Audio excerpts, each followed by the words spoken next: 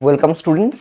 আজ West Bengal school service কমিশনের আমরা যে বিষয়টা নিয়ে কথা বলবো সেটা রবীন্দ্রনাথের ছোট গল্প এবং প্রবন্ধ প্রবন্ধ এবং সেই সঙ্গে আত্মজীবনীর একটি অংশ 9 এবং 10 যে 4টি বই আপনাদের পাঠ্য তার মধ্যে সিলেবাসে আছে, সেই টপিকগুলো নিয়েই আজকের ক্লাসে আমরা ডিসকাস করব। দুটি ছোট গল্প ক্লাস 9 এবং 10 সিলেবাসে আছে, একটি পোস্টমাস্টার এবং ছুটি, এবং প্রবন্ধ বা গদ্য সাহিত্য বলতে আমরা যা বুঝি তার মধ্যে 3টি পাঠ্য অংশ 9-10 সিলেবাসে আছে। একটি জীবন স্মৃতি থেকে নেওয়া নানাবিদ্যার আয়োজন, মানুষের ধর্ম এবং যাত্রা, এই দুটো একেবারেই প্রবন্ধ এবং প্রবন্ধের অংশ। বস্তুত যাত্রা এটি চিঠির অংশ, আর নানাবিদ্যার আয়োজন রবীন্দ্রনাথের যেটি একটি আত্মকথা বলা উচিত, আত্মজীবনী না বলে আত্মকথা, জীবন স্মৃতি, সেই জীবন স্মৃতির একটি অধ্যায়। এইটুকু নিয়ে আমরা এই 5টা বিষয় নিয়ে আমরা আজকের ক্লাসে কথা বলবো। আমরা সময় না বাড়িয়ে একেবারেই আমরা চলে আসি আমাদের আলোচ্য টপিকে। প্রথমে আসি পোস্টমাস্টারের আলোচনায়। কম বেশি প্রত্যেকেই ছোটবেলায় বিভিন্ন সময় পোস্টমাস্টার গল্পটা পড়েছেন, অন্তত আগে না পড়ে থাকলেও এসএসসির প্রিপারেশন যেহেতু নিচ্ছেন প্রত্যেকেরই এই গল্পটা অন্তত এখন পড়া। পোস্টমাস্টার গল্পটা প্রথম প্রকাশিত হয়েছিল কৃষ্ণকমল ভট্টাচার্য সম্পাদিত হিতবাদী পত্রিকায় 1298 বঙ্গাব্দে। বস্তুত এই কৃষ্ণকমল ভট্টাচার্যের যে হিতবাদী পত্রিকা, এই হিতবাদী পত্রিকার কোনো ফাইল পাওয়া যায়নি, কোনো সংখ্যায় আবিষ্কৃত হয়নি, ফলে কোন সংখ্যায় প্রকাশিত হয়েছিল সেই তথ্য আমাদের একেবারেই অজ্ঞাত। এমন কথা বলা হয়ে থাকে রবীন্দ্রনাথের একেবারে প্রথম জীবনের 6টি ছোট গল্প হিতবাদী পত্রিকায় প্রকাশ হয়েছিল। অনেকে বলে থাকেন যে 6টি নয় 7টি। এই 6টি যে ছোট গল্প নিয়ে কোনো রকম সন্দেহ নেই, সেই 6টি ছোট গল্প দেনা পাওনা, পোস্টমাস্টার, তারাপ্রসন্নের কীর্তি, রামকানাইয়ের নির্বুদ্ধিতা, ব্যবধান এবং গিন্নি। এই 6টি ছোট গল্প নিয়ে কোনো সন্দেহ নেই যে এই 6টি ছোট গল্প হিতবাদী পত্রিকায় প্রকাশিত হয়েছিল। সপ্তম একটি ছোট গল্প খাতা নাম দিয়ে, সেই ছোট গল্পটি অনেকে বলে থাকেন এটিও হিতবাদীতে প্রকাশিত হয়েছিল, তবে এই সম্পর্কিত কেউ নিশ্চিত নন। যাই হোক, সেটি যাই হোক না কেন, আমরা এটুকু অন্তত নিশ্চিত যে পোস্টমাস্টার ছোট গল্পটি কৃষ্ণকমল ভট্টাচার্যের এই হিতবাদী পত্রিকাতেই প্রকাশিত হয়েছে। কোন সংখ্যায়, যেহেতু পত্রিকার কোনো সংখ্যা পাওয়া যায়নি, কোনো কপি পাওয়া যায়নি, ফলত কোন গল্পটি আগে প্রকাশিত হয়েছিল, কোনটি পরে এবং কোনটি কোন সংখ্যায়, সে সম্পর্কিত কোনো তথ্য আমাদের কাছে নেই। কিন্তু এই তথ্যগুলো অবশ্যই মাথায় রাখবেন। কৃষ্ণকমল ভট্টাচার্য সম্পাদিত হিতবাদী পত্রিকা 1298 বঙ্গাব্দে প্রকাশিত হয় এই পোস্টমাস্টার গল্পটি। রবীন্দ্রনাথ এই পত্রিকার সাহিত্য বিভাগের সম্পাদক ছিলেন, ফলত এই সাহিত্য বিভাগের সম্পাদক হিসাবেই রবীন্দ্রনাথ নিজের লেখা পত্রিকায় প্রকাশ করছেন। প্রথম গ্রন্থাকারে প্রকাশিত হয় পোস্টমাস্টার গল্পটি রবীন্দ্রনাথের, যেটি একেবারে প্রথম একটি ছোট গল্পের বই। সেই বইটির নাম একইভাবে ছোট গল্প। লক্ষ্য করে দেখুন, ছোট এবং গল্প দুটি সম্পূর্ণ আলাদা শব্দ, এক মাত্রায় নেই। এটি রবীন্দ্রনাথের প্রথম ছোট গল্পের বই, ছোট গল্প। বইটি প্রকাশিত হয় 26শে ফেব্রুয়ারি 1894। এই বইতেই প্রথম পোস্টমাস্টার গল্পটি গ্রন্থভুক্ত হয়। এখন অবশ্য আপনারা বিশ্বভারতী থেকে প্রকাশিত গল্পগুচ্ছ তার প্রথম খণ্ডে আপনারা এই পোস্টমাস্টার গল্পটা পান। 1961 খ্রিস্টাব্দে রবীন্দ্র জন্ম শতবার্ষিকীতে সত্যজিৎ রায় একটি চলচ্চিত্র তৈরি করেছিলেন। সেই চলচ্চিত্রটির নাম 3 কন্যা। 1861-তে রবীন্দ্রনাথের জন্ম, 1961-তে তার জন্ম শতবর্ষ। রবীন্দ্রনাথের প্রতি শ্রদ্ধার্ঘ হিসাবে 3 কন্যা নামে সত্যজিৎ রায় একটি চলচ্চিত্র করেন।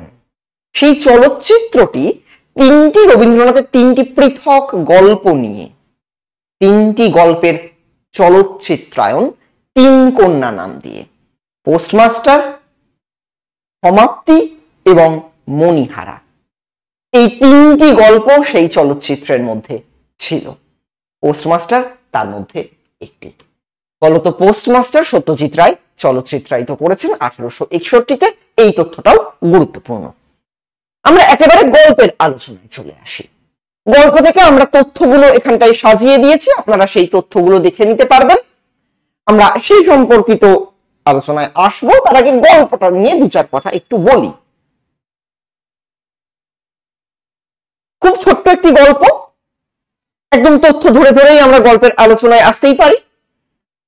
প্রথম কাজ আরম্ভ করে পোস্টমাস্টারকে উলাপুর গ্রামে আসতে হয়েছিল। আমরা জানি গল্পটা যারা পড়েছে, শহরের ছেলে একজন পোস্টমাস্টার, তিনি পোস্টমাস্টারের চাকরি নিয়ে তার পোস্টিং হয় গ্রামে, সেই গ্রামটির নাম উলাপুর।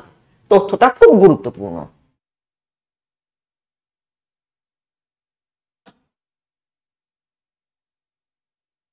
আরো বেশ কিছু দেখুন তথ্য দেওয়া আছে। গ্রামের নিকটস্থ নীলকুঠির সাহেব অনেক জোগাড় করে এই নতুন পোস্ট অফিস স্থাপন করেন।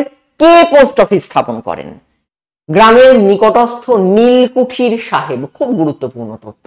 নীলকুঠির সাহেব পোস্টমাস্টার কলকাতার ছেলে। এই তথ্যগুলোই পরীক্ষায় কিন্তু আপনাদের জন্য গুরুত্বপূর্ণ। এই ধরনের তথ্যই পরীক্ষায় এসে থাকে। পোস্টমাস্টার সম্পর্কে বলা হচ্ছে, জলের মাছকে ডাঙায় তুললে যেরকম হয়, এই গন্ডগ্রামের মধ্যে এসে পোস্টমাস্টারের সেই রকম দশা। একটি অন্ধকার আটচালার মধ্যে পোস্টমাস্টারের অফিস, অদূরে একটি পানা পুকুর এবং তার চারপারে জঙ্গল। পোস্টমাস্টারের অফিস আটচালার মধ্যে। গুরুত্বপূর্ণ তথ্য।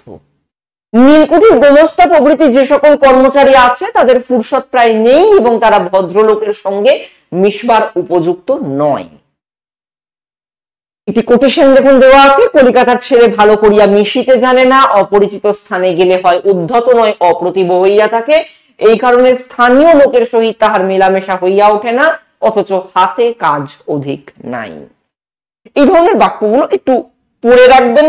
অনেকেই, আমি এটা খুব ভালো করে জানি, অনেকেই গল্প পড়েন না, অনেকেই শুধুমাত্র এই আমরা যে স্টাডি মেটেরিয়াল দিচ্ছি সেই স্টাডি মেটেরিয়ালের উপর ভিত্তি করেই পরীক্ষায় বসতে যান, যেটা একেবারে অন্যায়, একেবারে ঠিক নয়। আমি বারবার কথা বলি যে টেক্সট পড়ুন, অন্তত পক্ষে, যেহেতু আপনাদের টেক্সট গুলো খুব ছোট ছোট, অন্তত পক্ষে দুবার করে এক একটা টেক্সট পড়ুন। হ্যাঁ, হয়তো টেক্সটের সংখ্যা অনেক বেশি, কিন্তু যদি দুবার করে পড়েন এমন কিছু সময় যাবে না, এবং সেটা পরীক্ষার জন্য আপনাকে আরো ভালো করে প্রিপেয়ার করবে। কিন্তু তাও এত কিছু বলা সত্ত্বেও অনেকেই টেক্সট পড়েন না, যে কারণে মাঝে মধ্যে দু একটি করে টেক্সটের লাইন স্টাডি মেটেরিয়ালের মধ্যে তুলে দিতে হয় আমাদের।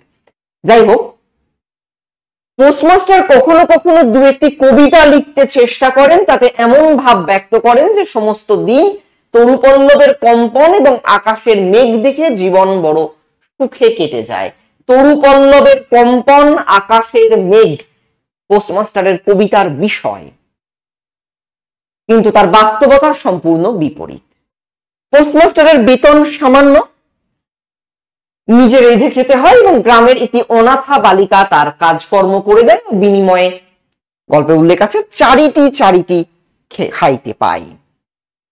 মেয়েটির নাম খুব গুরুত্বপূর্ণ, লক্ষ্য করবেন গল্পের মধ্যে পোস্টমাস্টারের নামের কিন্তু কোনো উল্লেখ পুরো গল্পটিতে নেই, কিন্তু পোস্টমাস্টারের যিনি কাজ করে দেন সেই মেয়েটির নাম আছে।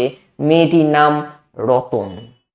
রতনের বয়স 12-13 বছর। এই তথ্যগুলো খুব গুরুত্বপূর্ণ পরীক্ষার জন্য। সন্ধ্যার সময় ধূমকুণ্ডলায়িত হয়ে উঠত, গ্রামের গোয়াল ঘর থেকে ঝোপে ঝোপে ঝিল্লি ডাকত, দূরে গ্রামের নেশাখোর বাউলের দল করতাল বাজিয়ে উচ্চ স্বরে গান জুড়ে দিত। কোন সময় করতাল বাজিয়ে গান হতো না? সন্ধ্যার সময়। কারা গান করত? গ্রামের নেশাখোর বাউলের দল। এই তথ্যগুলোই লক্ষ্য করবার। রতন সন্ধ্যাবেলায় দ্বারে বসে পোস্টমাস্টারের ডাকের জন্য অপেক্ষা করত, কিন্তু এক ডাকেই কখনো ঘরে আসতো না। পোস্টমাস্টার হেসেলের চুলো ধরানোর কাজ স্থগিত রেখে রতনকে তামাক সাজতে বলতো। কি তৈরি করার কথা বলতো না, তামাক সাজা। এই তথ্যগুলো কলিকাটা হাতে নিয়ে পোস্টমাস্টার রতনকে তার মায়ের কথা জিজ্ঞাসা করে। মায়ের চেয়ে বাবা রতনকে বেশি ভালোবাসতো। রতনকে কে বেশি ভালোবাসতো? রতনের বাবা। পরিশ্রম করে রতনের বাবা ঘরে ফিরে আসতো সন্ধ্যাবেলা। গুরুত্বপূর্ণ তথ্য, কোন সময়?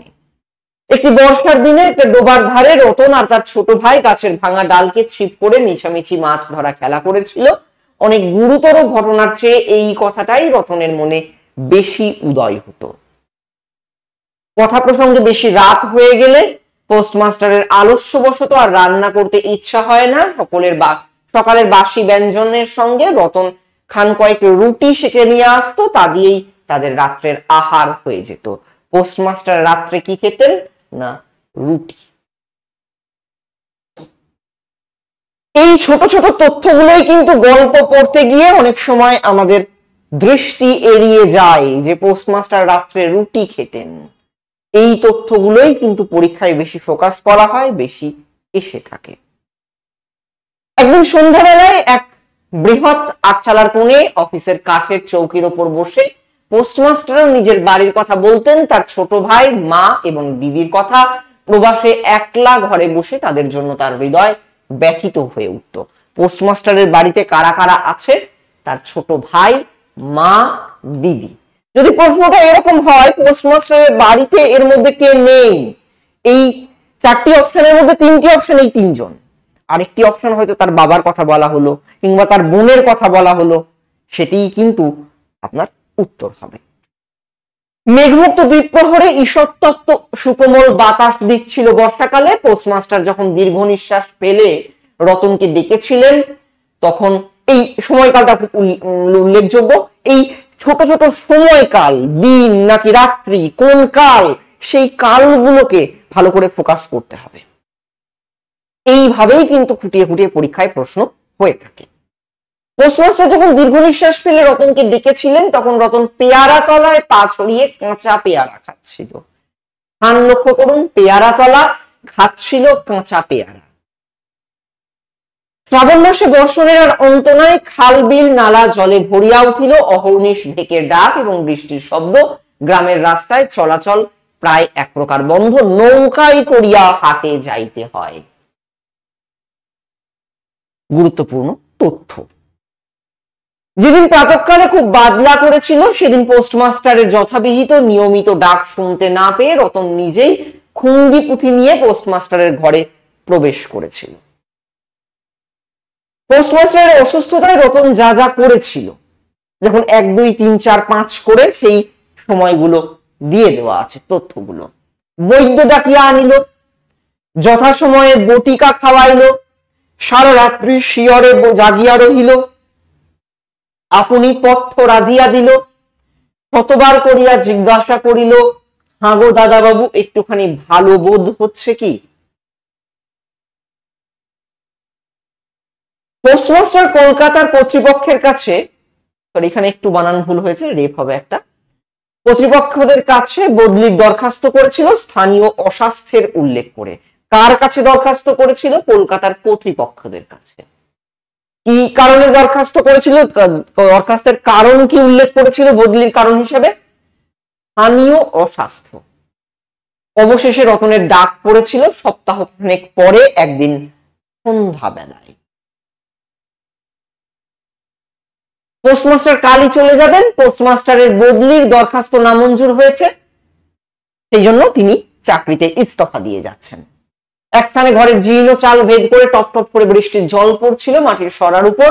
পোস্টমাস্টার উঠেছিল, যেদিন চলে যাবেন সেদিন পোস্টমাস্টার উঠেছিলেন ভোরবেলা। কলকাতার অভ্যাস অনুসারে পোস্টমাস্টার তোলা জলে স্নান করতেন। রতন রাত্রেই নদী থেকে স্নানের জল তুলে এনেছিল। কখন তুলে এনেছিল? রাত্রে। পোস্টমাস্টারের আবশ্যক হতে পারে ভেবে রতনের ডাক পড়েছিল পোস্টমাস্টারের স্নানের শেষে। কিছু পথ খরচা বাদে পোস্টমাস্টার বেতনের যত টাকা পেয়েছিলেন সবটা রতনকে দিতে চেয়েছিলেন। পোস্টমাস্টারের হাতে কার্পেটের ব্যাগ ঝুলিয়ে কি কি ছিল তার হাতে, তার সঙ্গে কার্পেটের ব্যাগ, কাঁধে ছাতা, মাথায় মুঠের মাথায় চাপিয়েছিলেন নীল ও শ্বেত রঙের রেখায় চিত্রিত টিনের প্যাঁটরা অর্থাৎ বাক্স, এবং তিনি নৌকাভিমুখে চলেছিলেন। এই ধরনের তথ্যগুলো পরীক্ষায় আপনাদের জন্য খুব গুরুত্বপূর্ণ।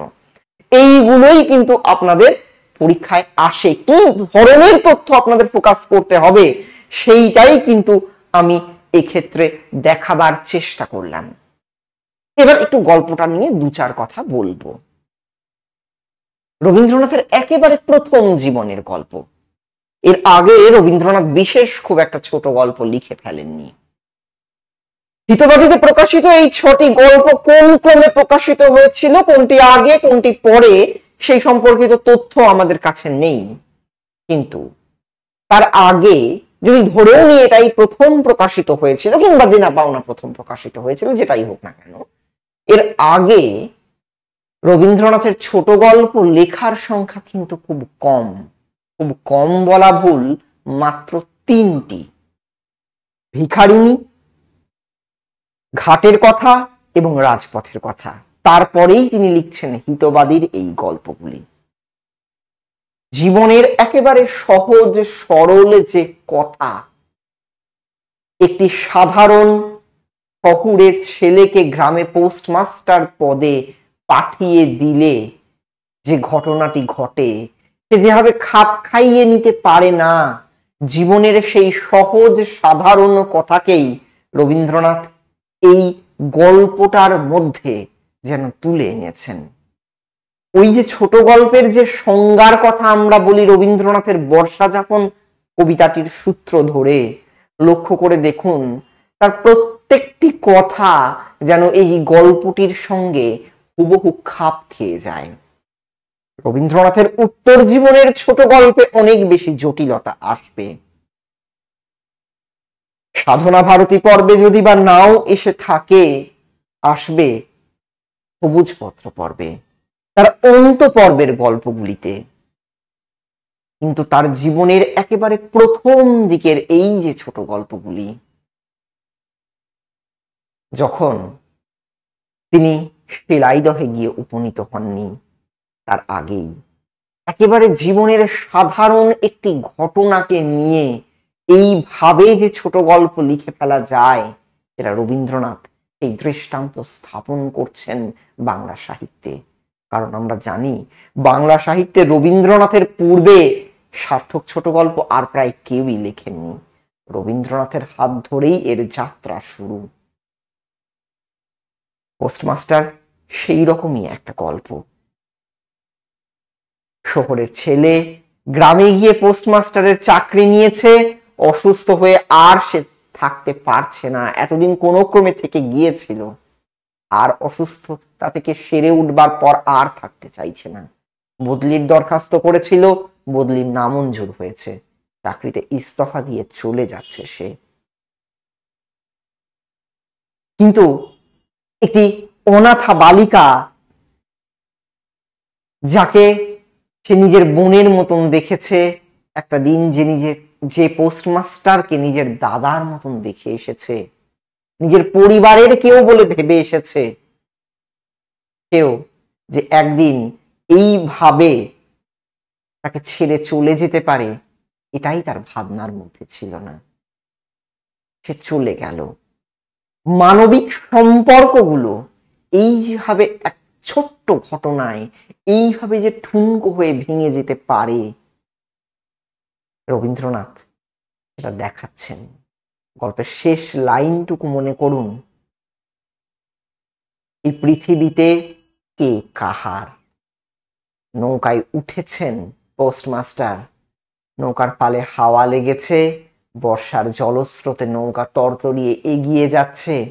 পোস্টমাস্টারের মনে যে ভাবনার উদয় হচ্ছে, কি হবে আর পূর্বের কথা ভেবে, কি হবে আর ওই বালিকার কথা ভেবে যে তার সঙ্গে আসতে চেয়েছিল। পোস্টমাস্টারের তাকে মনে হয় যে ফিরে গিয়ে তাকে নিয়ে আসি, কিন্তু আবার মনে হয় এই পৃথিবীতে কে কাহার। উপরে এই যে মানসিকতা, এই যে অতীতকে ছুঁড়ে ফেলবার এই যে মানসিকতা, তাকেই রবীন্দ্রনাথ যেন এখানে চোখে আঙুল দিয়ে দেখিয়ে দিচ্ছেন। এটুকুই বলবার আমার এই গল্পটা সম্পর্কে। আমরা চলে আসি এর পরবর্তী গল্পের। গল্পটি ছুটি। এটিও একরকম ছাত্র পাঠ্য একটি গল্প নিঃসন্দেহে। ছুটি গল্পটা অবশ্য হিতবাদী পর্বের গল্প নয়, একটু পরের গল্প। প্রকাশিত হয়েছিল সাধনা পত্রিকায়। ছুটি সুধীন্দ্রনাথ ঠাকুর সম্পাদিত সাধনা পত্রিকার পৌষ 1299 সংখ্যায় প্রথম প্রকাশিত হয়। সাধনা পত্রিকা প্রকাশিত হয়েছিল 4 বছর। রবীন্দ্রনাথ এই পত্রিকার সবকিছু ছিলেন, তিনি এই পত্রিকার যাবতীয় কর্মভার সামলাতেন। যদিও এই পত্রিকা তিনি প্রথম থেকে সম্পাদনা করেননি, সম্পাদনার দায়িত্ব দিয়েছিলেন তার বড় দাদা দ্বিজেন্দ্রনাথ ঠাকুরের পুত্র সুধীন্দ্রনাথ ঠাকুরকে। সুধীন্দ্রনাথ ঠাকুর সাধনা পত্রিকার প্রথম 3 বছর সম্পাদনা করেছিলেন। তখনই প্রকাশিত হয় রবীন্দ্রনাথের এই গল্প ছুটি। সাধনা পত্রিকায় রবীন্দ্রনাথের মোট 35টি ছোট গল্প প্রকাশিত হয়েছিল। তার মধ্যে এই ছুটি গল্পটি একটি। প্রকাশিত হচ্ছে পৌষ 1299 সংখ্যায়। তথ্যটা মনে রাখবার মতো। শেষ বছর অবশ্য রবীন্দ্রনাথ সম্পাদনা করেন সাধনা। রবীন্দ্রনাথের প্রাণের পত্রিকা ছিল সাধনা। রবীন্দ্রনাথ এমন কথা বলেছেন, সাধনা আমার হাতের কুঠারের মতো। যাই হোক, সেটা সম্পূর্ণ আলাদা প্রসঙ্গ। এই তথ্যটুকু মনে রাখবার মতো। ছুটি গল্পটাও প্রথম প্রকাশিত হয়, আমরা যেভাবে পোস্টমাস্টারের কথা বলছিলাম ঠিক একইভাবে প্রথম প্রকাশিত হচ্ছে সেই একই বইতে।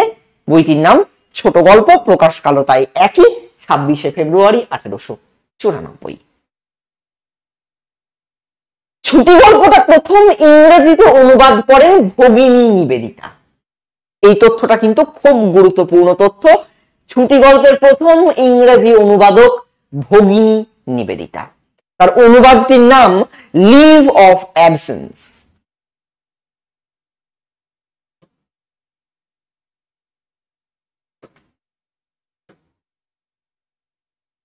লিভ অফ অ্যাবসেন্স এই শিরোনামে ভগিনী নিবেদিতা ছুটি গল্পের অনুবাদ করছেন। বস্তুত শুধু ছুটি গল্পের প্রথম অনুবাদক ভগিনী নিবেদিতা নন, রবীন্দ্র ছোট গল্পেরই প্রথম অনুবাদক ভগিনী নিবেদিতা। ভগিনী নিবেদিতা রবীন্দ্রনাথের 3টি ছোট গল্পের অনুবাদ করেছিলেন। একটি ছুটি, একটি কাবুলিওয়ালা এবং অন্যটি পোস্টমাস্টার। পোস্টমাস্টার তো পোস্টমাস্টার নামেই প্রকাশিত হয়। কাবুলিওয়ালা প্রকাশিত হয় কাবুলিওয়ালা নামে এবং ছুটি প্রকাশিত হয় লিভ অফ অ্যাবসেন্স নামে। এই 3টি ছোট গল্পের অনুবাদক ভগিনী নিবেদিতা।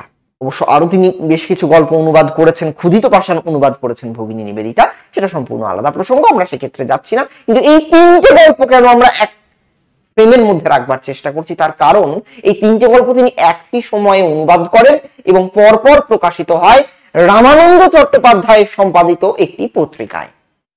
পত্রিকাটির নাম মডার্ন রিভিউ।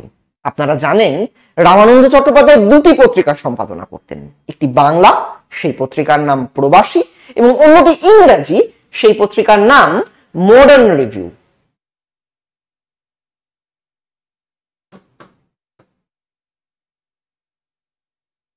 এই মডার্ন রিভিউ পত্রিকায় ভগিনী নিবেদিতার এই 3টি অনুদিত গল্প প্রকাশিত হয়, যার মধ্যে ছুটি একটি। যাই হোক, আমরা পরবর্তী তথ্যে আসি। একেবারে গল্প সম্পর্কিত তথ্য, আমরা সেই তথ্যগুলি ধরে ধরে আলোচনায় আসবো, তাহলে আমাদের গল্পটা মোটামুটি পড়া হয়ে যাবে। যারা পড়েননি তাদের জন্য হয়ে যাবে, আশা করি প্রত্যেকেরই পড়া। তারপর আমরা গল্পের আলোচনায় আসবো। বালকদের সর্দারের নাম ফটিক চক্রবর্তী। নামগুলো তো অবশ্যই স্মরণীয়। নদীর ধারে একটা প্রকাণ্ড শালকাঠ মাস্তুলে রূপান্তরিত হওয়ার প্রতীক্ষায় পড়েছিল। কাঠটা ছিল শালকাঠ। ফটিক চক্রবর্তীর মাথায় চট করে একটা নতুন ভাবোদয় হয়েছিল। নদীর ধারে যে প্রকাণ্ড শাল কাঠ পড়েছিল, স্থির হয়েছিল, তা সকলে মিলে গড়িয়ে নিয়ে যাবে। ফটিকের কনিষ্ঠের নাম মাখনলাল, ফটিকের ভাই, তার নাম মনে রাখতে হবে। শালকাঠের গুড়ির উপর গম্ভীর ভাবে বসেছিল মাখনলাল। মাখনলাল কোথায় বসেছিল? না, শালকাঠের গুড়ির উপর।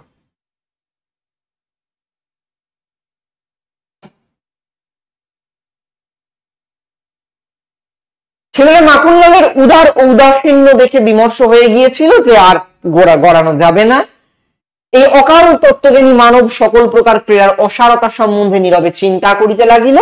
এই কথাটা বলা হচ্ছে মাখনলালের সম্পর্কে। এই ধরনের প্রশ্ন কিন্তু পরীক্ষায় হয়, উক্তি দিয়ে বলা হতেই পারে কথাটি কার সম্পর্কে বলা হচ্ছে। এই পরিস্থিতিতে আর সকলের কাজ নিজের সম্মান রক্ষায় অবাধ্য ভাইয়ের গালে একটা চড় কষিয়ে দেওয়া। ফটিকের কর্তব্য হলেও তা করতে তার সাহস হয়নি। ফটিক মাখনকে না উঠিয়ে প্রস্তাব করেছিল, মাখনকে শুদ্ধ ওই কাঠ গড়াতে আরম্ভ করা যাক। মারো ঠেলা হেইও, সাবাস জওয়ান হেইও, ছেলেরা কোমর বেঁধে গুড়ি ঠেলতে ঠেলতে এই কথা বলেছিল। মাখনলাল ফটিকের নাকে মুখে আঁচড় কেটে কাঁদতে কাঁদতে বাড়ির দিকে গমন করেছিল। তার কারণ স্বাভাবিক, মাখনকে শুদ্ধ যদি কাঠের গুড়ি গড়ানো হয় তাহলে সে পড়ে যাবে। ফলত সেই পড়ে গেছে, তার লেগেছে, সেই আক্রোশে সে ফটিককে মেরেছে। খেলা ভেঙে গেলে ফটিক গোটা কত কাশ উৎপাদন করে একটা অর্ধনিমগ্ন নৌকা, সরি এখানে একটু বানানটা ভুল হয়ে গেছে, এটা নৌকা হবে, নৌকার গলুইয়ের উপর চড়ে বসে চুপচাপ কাশের গোড়া চেবাচ্ছিল। কাশ খুব গুরুত্বপূর্ণ। কি চেবাচ্ছিল সে? কাঁচা গোপ ও পাকা চুলওয়ালা একটা অর্ধবয়স্ক, এটা পাকা হবে, একটু ভুল আছে, যা কারেকশন করে দেবো। পাকা চুলওয়ালা একটা অর্ধবয়স্ক লোক একটা বিদেশি নৌকা থেকে বেরিয়ে এসে ফটিককে জিজ্ঞাসা করেছিল চক্রবর্তীদের বাড়ি কোথায়, কাদের বাড়ির কথা জিজ্ঞাসা করেছেন। ফটিকের পদবিও চক্রবর্তী। ফটিক চক্রবর্তীদের বাড়ি দেখানোর জন্য কোন দিকে আঙুল নির্দেশ করেছিল তার বোঝার সাধ্য কারো ছিল না। ফটিককে ডাকতে এসেছিল বাঘা বাগদি। ফটিককে তার মা ডাকছিল, ফটিক যাবে না বললে বাঘা বাগদি ফটিককে বলপূর্বক আরকোলা করে তুলে নিয়ে গিয়েছিল। ফটিক নিষ্ফল আক্রোশে হাত পা ছুঁড়েছিল। ফটিককে কিভাবে তুলে নিয়ে যাওয়া হয়েছিল? ফটিককে দেখা মাত্র তার মা অগ্নিমূর্তি ধারণ করেছিল, কারণ ফটিক মাখনকে মেরেছিল, মারেনি, অ্যাকচুয়ালি মাখন পড়ে গিয়েছিল। ফটিক বাড়ি এসে মাখনের মিথ্যা কথা সহ্য করতে না পেরে দ্রুত গিয়ে মাখনকে একটা সশব্দ চর কষিয়ে দিয়েছিল। মা মাখনের পক্ষ নিয়েছিলেন। ফটিককে সবেগে নাড়া দিয়ে তার পিঠে দু তিনটে প্রবল চপেটাঘাত করেছিল তার মা। কতগুলো চর মেরেছিল পিঠে? দু তিনটে। ফটিক মাকে ঠেলে দিয়েছিল। সেই কাঁচা পাকা বাবুটি ফটিকের মায়ের দাদা, অর্থাৎ ফটিকের মামা।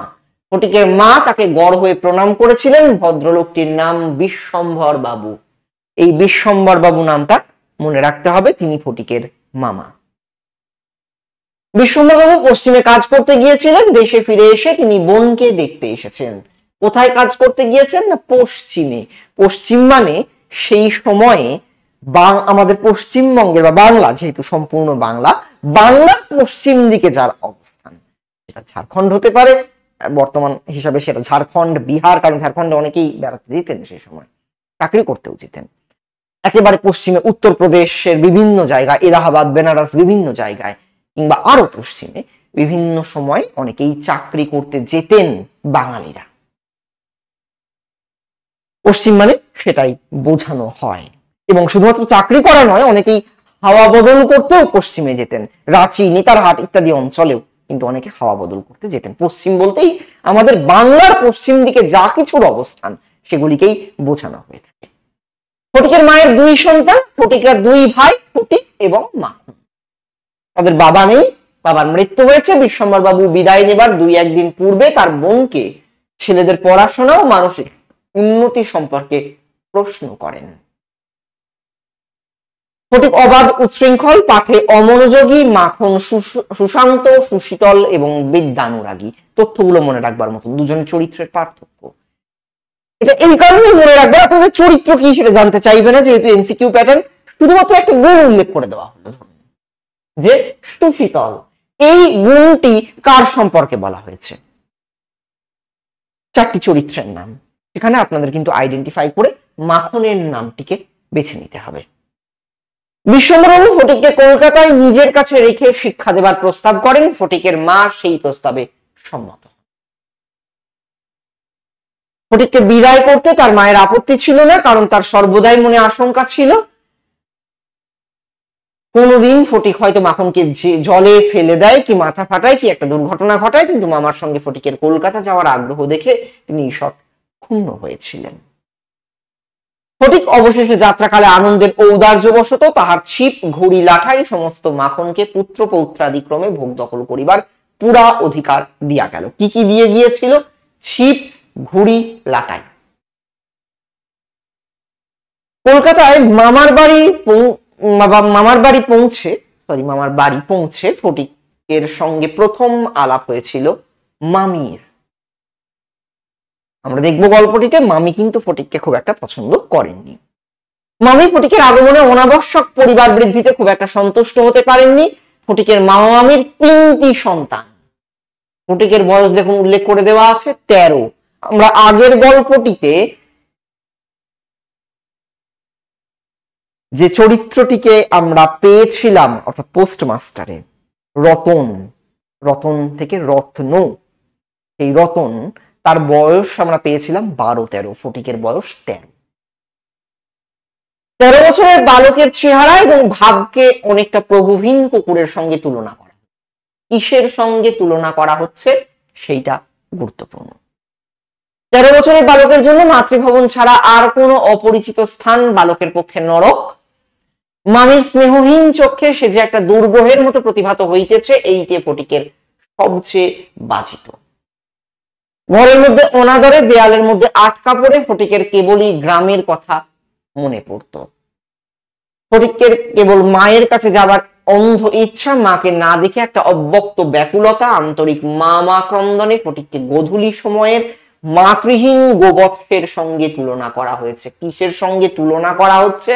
এই তথ্যগুলো কিন্তু মনে রাখতে হবে। গোধূলি সময়ের মাতৃহীন গোবৎস। ফটিক মায়ের কাছ থেকে খুব স্বইচ্ছায় উন্মাদনার সঙ্গে চলে আসতে চেয়েছিল কলকাতায়। সে কলকাতায় এসে আর মানিয়ে নিতে পারল না মামির সঙ্গে, তার মামার পুত্র কন্যাদের সঙ্গে। সে মাকে এবার হারাচ্ছে, সে মায়ের কাছে ফিরে যেতে চায়। মাস্টার ফটিককে মারলে সে ভারক্লান্ত গর্ধবের মতো তার নীরবে সহ্য করত। কার মতো? ভারক্লান্ত গর্ধব।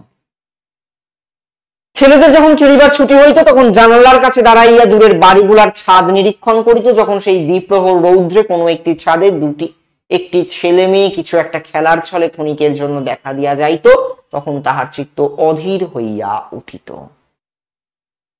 ফটিক তার সেই খোলামেলা জীবন, গ্রামের সেই উদ্দাম জীবনকে আর পাচ্ছে না। তার প্রতি তার স্মৃতি যেন জেগে উঠছে প্রতি মুহূর্তে। সে ফিরে যেতে চাইছে গ্রামে। পুজোর ছুটি কার্তিক মাসে। পরীক্ষায় যদি এটি আসে, অনেকেই ভালো করে লক্ষ্য না করে ভুল করে আশ্বিন মাস উত্তর করে দিয়ে আসতেই পারেন। কারণ সাধারণ মাসে ভাবে আশ্বিন মাসেই পুজো হয়, কার্তিক মাসে যে একেবারে হয় না তা নয়, কোনো বছর কার্তিক মাসেও পড়ে। তথ্যটা মনে রাখবার মতো। এতদিন ফটিক তার স্কুলের বই হারিয়ে ফেলেছিল। ফটিক তার বই হারিয়ে ফেলার কথা অপরাধীর মতো গিয়ে বলেছিল মামিকে। ফটিক পরের পয়সা নষ্ট করছে মনে করে তার মায়ের উপর অত্যন্ত অভিমান করেছিল। নিজের হীনতা এবং দৈন্য তাহাকে মাটির সহিত মিশাইয়া ফেলিল। স্কুল থেকে ফিরে রাত্রে ফটিকের মাথা ব্যথা ও গা শিরশির করে। সে বুঝে তার জ্বর আসছে, সেই কারণে সে পরদিন চলে যায়। তাকে প্রতিবেশীদের ঘরে খোঁজা হয়, কোনো সন্ধান পাওয়া যায় না। সেদিন রাত্রি থেকে মুষলধারে শ্রাবণের বৃষ্টি পড়ছিল। কার্তিক মাসে পুজোর ছুটি, শ্রাবণ মাসের কথা কিন্তু গল্পে বলা হচ্ছে।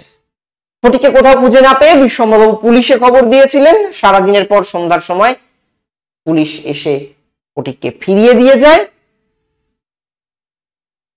ফটিকের আপাদমস্তক ভিজে, সর্বাঙ্গে কাদা, মুখ চোখ লোহিত বর্ণ। তথ্যটা মনে রাখবেন, মুখ চোখের রং লোহিত বর্ণ। থরথর করে কাঁপছে। বিশ্বম্ভরবাবু প্রায় কোলে করে তাকে অন্তঃপুরে নিয়ে যান। ফটিকের জ্বর অত্যন্ত বেড়েছিল, সারা রাত সে প্রলাপ বকছিল। বিশ্বম্ভরবাবু ডাক্তার ডেকে আনেন। ফটিক তার রক্তবর্ণ চক্ষু একেবারে, কে ডাক্তার ডেকে আনেন তথ্যটা মনে রাখবার মতো। ফটিক তার রক্তবর্ণ চক্ষু, দেখুন এই দুবার কিন্তু চক্ষু আলাদা শব্দ ব্যবহার হচ্ছে, রং হয়তো এক কিন্তু তবু আলাদা শব্দ ব্যবহার হচ্ছে চক্ষুর রং সম্পর্কে। লোহিত বর্ণ আর একবার রক্তবর্ণ। উন্মিলিত করিয়া কড়িকাঠের দিকে হতবুদ্ধি ভাবে তাকাইয়া কহিল, মামা আমার কি ছুটি হয়েছে? জ্বরের ঘরে প্রলাপ বকছে সে। বিশ্বম্ভরবাবু রুমালের চোখ মুছে স্নেহে ফটিকের শীর্ণ তপ্ত হাতটি নিজের হাতের উপর তুলে তার কাছে এসে বসেছিলেন। কিসের চোখ মুছলেন বিশ্বম্ভরবাবু? রুমালে। ফটিক সচেতন হয়েছিল পরদিন দিনের বেলা। বিশ্বম্ভরবাবু ফটিকের মাকে আনতে পাঠিয়েছেন। ফটিক এক বাও মেলে না, দো বাও মেলে না, বলছেন খালাসিদের মতো। কলকাতা থেকে আসার সময় কতকটা রাস্তা ফটিক স্টিমারে এসেছিল। ফটিকের স্বর করুণ। ফটিকের মা ঝড়ের মতো ঘরে প্রবেশ করেই উচ্চ স্বরে কলরবে শোক করতে শুরু করেছিলেন। ফটিকের মায়ের শোকোচ্ছ্বাস নিবৃত্ত করেছিলেন বিশ্বম্ভরবাবু। ফটিক মারা যান। একটি গ্রামের ছেলে, তাকে শহরে নিয়ে আসা হলো। নিজের ইচ্ছাতেই সে এলো, কিন্তু শহরে এসে মামা ছাড়া কারোরই সহানুভূতি সে লাভ করতে পারলো না। না তার মামার বাড়ির অন্য কারোর, না স্কুলে কারোর। সেকালের শিক্ষা ব্যবস্থার প্রতি এই গল্পটির মধ্যে যেমন ইঙ্গিত আছে, বিরোধিতা আছে, প্রতিবাদ আছে, একই সঙ্গে একটি পরিবারের মধ্যে একটি ছেলের প্রতি, যে হয়তো যে তাদের আত্মীয় কিন্তু হয়তো একেবারে তাদের পরিবারের কেউ নয়, কিন্তু খুব নিকটাত্মীয় তো বটেই, তার প্রতি এই যে ব্যবহার, সেই সমাজের চিত্র যেমন এই গল্পটির মধ্যে আছে, সেই সঙ্গে আছে একটি শিশু মনস্তত্ত্ব। সেই শিশু মনস্তত্ত্বটি একটি গ্রামের ছেলের, যে নিজের ইচ্ছায় শহরে এলো, কিন্তু শহরে এসে কোনো কিছুর সঙ্গেই মানিয়ে নিতে পারলো না। মায়ের অনুপস্থিতি প্রতি মুহূর্তে তাকে বিঁধল। ফিরে যেতে চাইল গ্রামে। পুজোর আগে তার পক্ষে ফিরে যাওয়া সম্ভব নয়। শ্রাবণ মাসের কথা গল্পে বলা হচ্ছে, পুজোর ছুটি কার্তিক মাসে, অর্থাৎ ভাদ্র আশ্বিন, মাঝে আরো 2 মাস কাটাতে হবে। মতাবস্থায় তার পক্ষে আর প্রায় সম্ভবই নয়। কিভাবে সে কাটাবে তার জীবন? এখানেই একটি শিশুর মনস্তত্ত্ব। আমার কি ছুটি হয়েছে? ছুটি চাই। এই ছুটি স্কুলের ছুটি। এই ছুটি আসলে মুক্তির দোতনা এনে দেয়। জীবন থেকেই মুক্তি পেয়ে গেল ফটিক। আর এই পৃথিবীর বন্ধনে তাকে আর কেউ বেঁধে রাখতে পারলো না। পরমাত্মায় মিশে গেল সে। অত্যন্ত সহজ সাধারণ একটি ঘটনা, আমাদের প্রতিদিনের সমাজে এই ধরনের ঘটনা ঘটতে পারে, সেই ঘটনাকেই রিপ্রেজেন্ট করছেন রবীন্দ্রনাথ এই গল্পটার মধ্যে দিয়ে। রবীন্দ্রনাথের ছেলেবেলার স্কুল জীবনের প্রতি যে ভীতি, পারিবারিক বিভিন্ন বিষয় নিয়ে ছেলেদের ওই যে চাকরদের ঘরে ঠেলে দেওয়া, তারও অনুষঙ্গ কি কোনো কোনো ক্ষেত্রে এই গল্পটির ওই ফটিকের চরিত্রের মধ্যে ছুঁয়ে ছুঁয়ে যায় না? ফটিকের কলকাতা বাসের মধ্যে, সেটা একটু ভেবে দেখা যেতে পারে। আমার এই গল্পটা নিয়ে এইটুকুই বলবার কথা। আমরা পরবর্তী অংশে চলে আসব। আমাদের পরবর্তী অংশটি একেবারেই প্রবন্ধ এবং আত্মকথাধর্মী অংশ। আমরা রবীন্দ্রনাথের যে 2টি ছোট গল্প 9 এবং 10 পাঠ্য বইতে আছে, পোস্টমাস্টার এবং ছুটি, সেই 2টি সম্পর্কে আমরা কথা বললাম। বস্তুত পোস্টমাস্টার গল্পটি আছে ক্লাস 9 সাহিত্য সম্ভারে এবং ছুটি গল্পটি আছে ক্লাস 10 সাহিত্য সঞ্চরণে। আমরা আর সেটা নিয়ে কথা বাড়াবো না। আমরা চলে আসি রবীন্দ্রনাথের যে প্রবন্ধ এবং আত্মকথার অংশ যেটুকু আপনাদের সিলেবাসের মধ্যে পাঠ্য সেই অংশটুকু নিয়ে কথা বলবার জন্য। আচ্ছা, এখানে একটা কথা বলি, অনেকের এই ধারণা আছে পরীক্ষায়, আমি বিগত কয়েকদিন ধরে বিভিন্ন সোশ্যাল মিডিয়ায় এটা লক্ষ্য করছি, যে স্কুলে যেটুকু সিলেবাসে পাঠ্য সেইটুকুই বোধহয় আপনাদের পরীক্ষার জন্য পাঠ্য, এই ভাবনা মাথা থেকে ঝেড়ে ফেলে দিন। সেটা কিন্তু পুরোপুরি ভুল ধারণা। ক্লাস 9 এবং 10, 11, 12 এর ক্ষেত্রেও 9, 10, 11, 12 এই চারটি ক্লাসের যে বইগুলি, অর্থাৎ ক্লাস 9 এবং 10 এর ক্ষেত্রে দুটি চারটি বই, সাহিত্য সঞ্চয়ন, সাহিত্য সম্ভার, যারা 11, 12 প্রিপারেশন নিচ্ছেন তাদের জন্য এগুলোর পাশাপাশিও 11 এবং 12 এর বাংলা প্রথম ভাষা এবং দ্বিতীয় ভাষার দুটি বই আছে, সাহিত্য চর্চা এবং সাহিত্য কথা। এখনো পর্যন্ত এটা অবশ্য পুরোপুরি নিশ্চিত নয় যে সেই আগের সিলেবাসেই পরীক্ষা হবে নাকি নতুন সিলেবাস, মানে নতুন এখন যে নতুন সিলেবাস ইন্ট্রোডিউস হয়েছে সেমিস্টার সিস্টেমে কিছু কিছু পরিবর্তন হয়েছে সেই সিলেবাসে পরীক্ষা হবে। যদিও সেটা যাই হোক না কেন, সেটা ক্ল্যারিফিকেশন আসুক, তারপরে সেটা নিয়ে কথা বলা যাবে। আপাতত যেগুলো কমন আছে 11, 12 এর ক্ষেত্রে সেগুলো নিয়ে আপনারা এগোতেই পারেন। আর 9, 10 এর ক্ষেত্রে তো একই সিলেবাস। যা কিছু বইতে আছে, শুধু যেটা স্কুলে পাঠ্য শুধু সেইটুকু নয়, যা কিছু বইতে আছে, যতগুলি টেক্সট আছে, এই সমস্তটা থেকেই কিন্তু পরীক্ষায় প্রশ্ন আসবে। এই সমস্তটাই আপনাদের সিলেবাস। বলতো যেটুকু মাত্র স্কুলে আছে সেইটুকু পড়বো, বাকিগুলো পড়বো না, এই ভুল করবেন না। বিগত বছরের প্রশ্নগুলো যদি আপনারা লক্ষ্য করেন দেখতে পাবেন যে এই যেটুকু স্কুলে পাঠ্য ছাত্রছাত্রীদের, তার বাইরে যেগুলি বইয়ে আছে সেখান থেকেও কিন্তু পরীক্ষায় প্রশ্ন হয়েছে। ফলে ওই ভাবনা রাখবেন না। যাই হোক, আমরা একেবারে রবীন্দ্রনাথের প্রবন্ধ এবং আত্মকথার যে অংশ আপনাদের পাঠ্য তার আলোচনায় চলে আসি। প্রথমেই নানাবিদ্যার আয়োজন।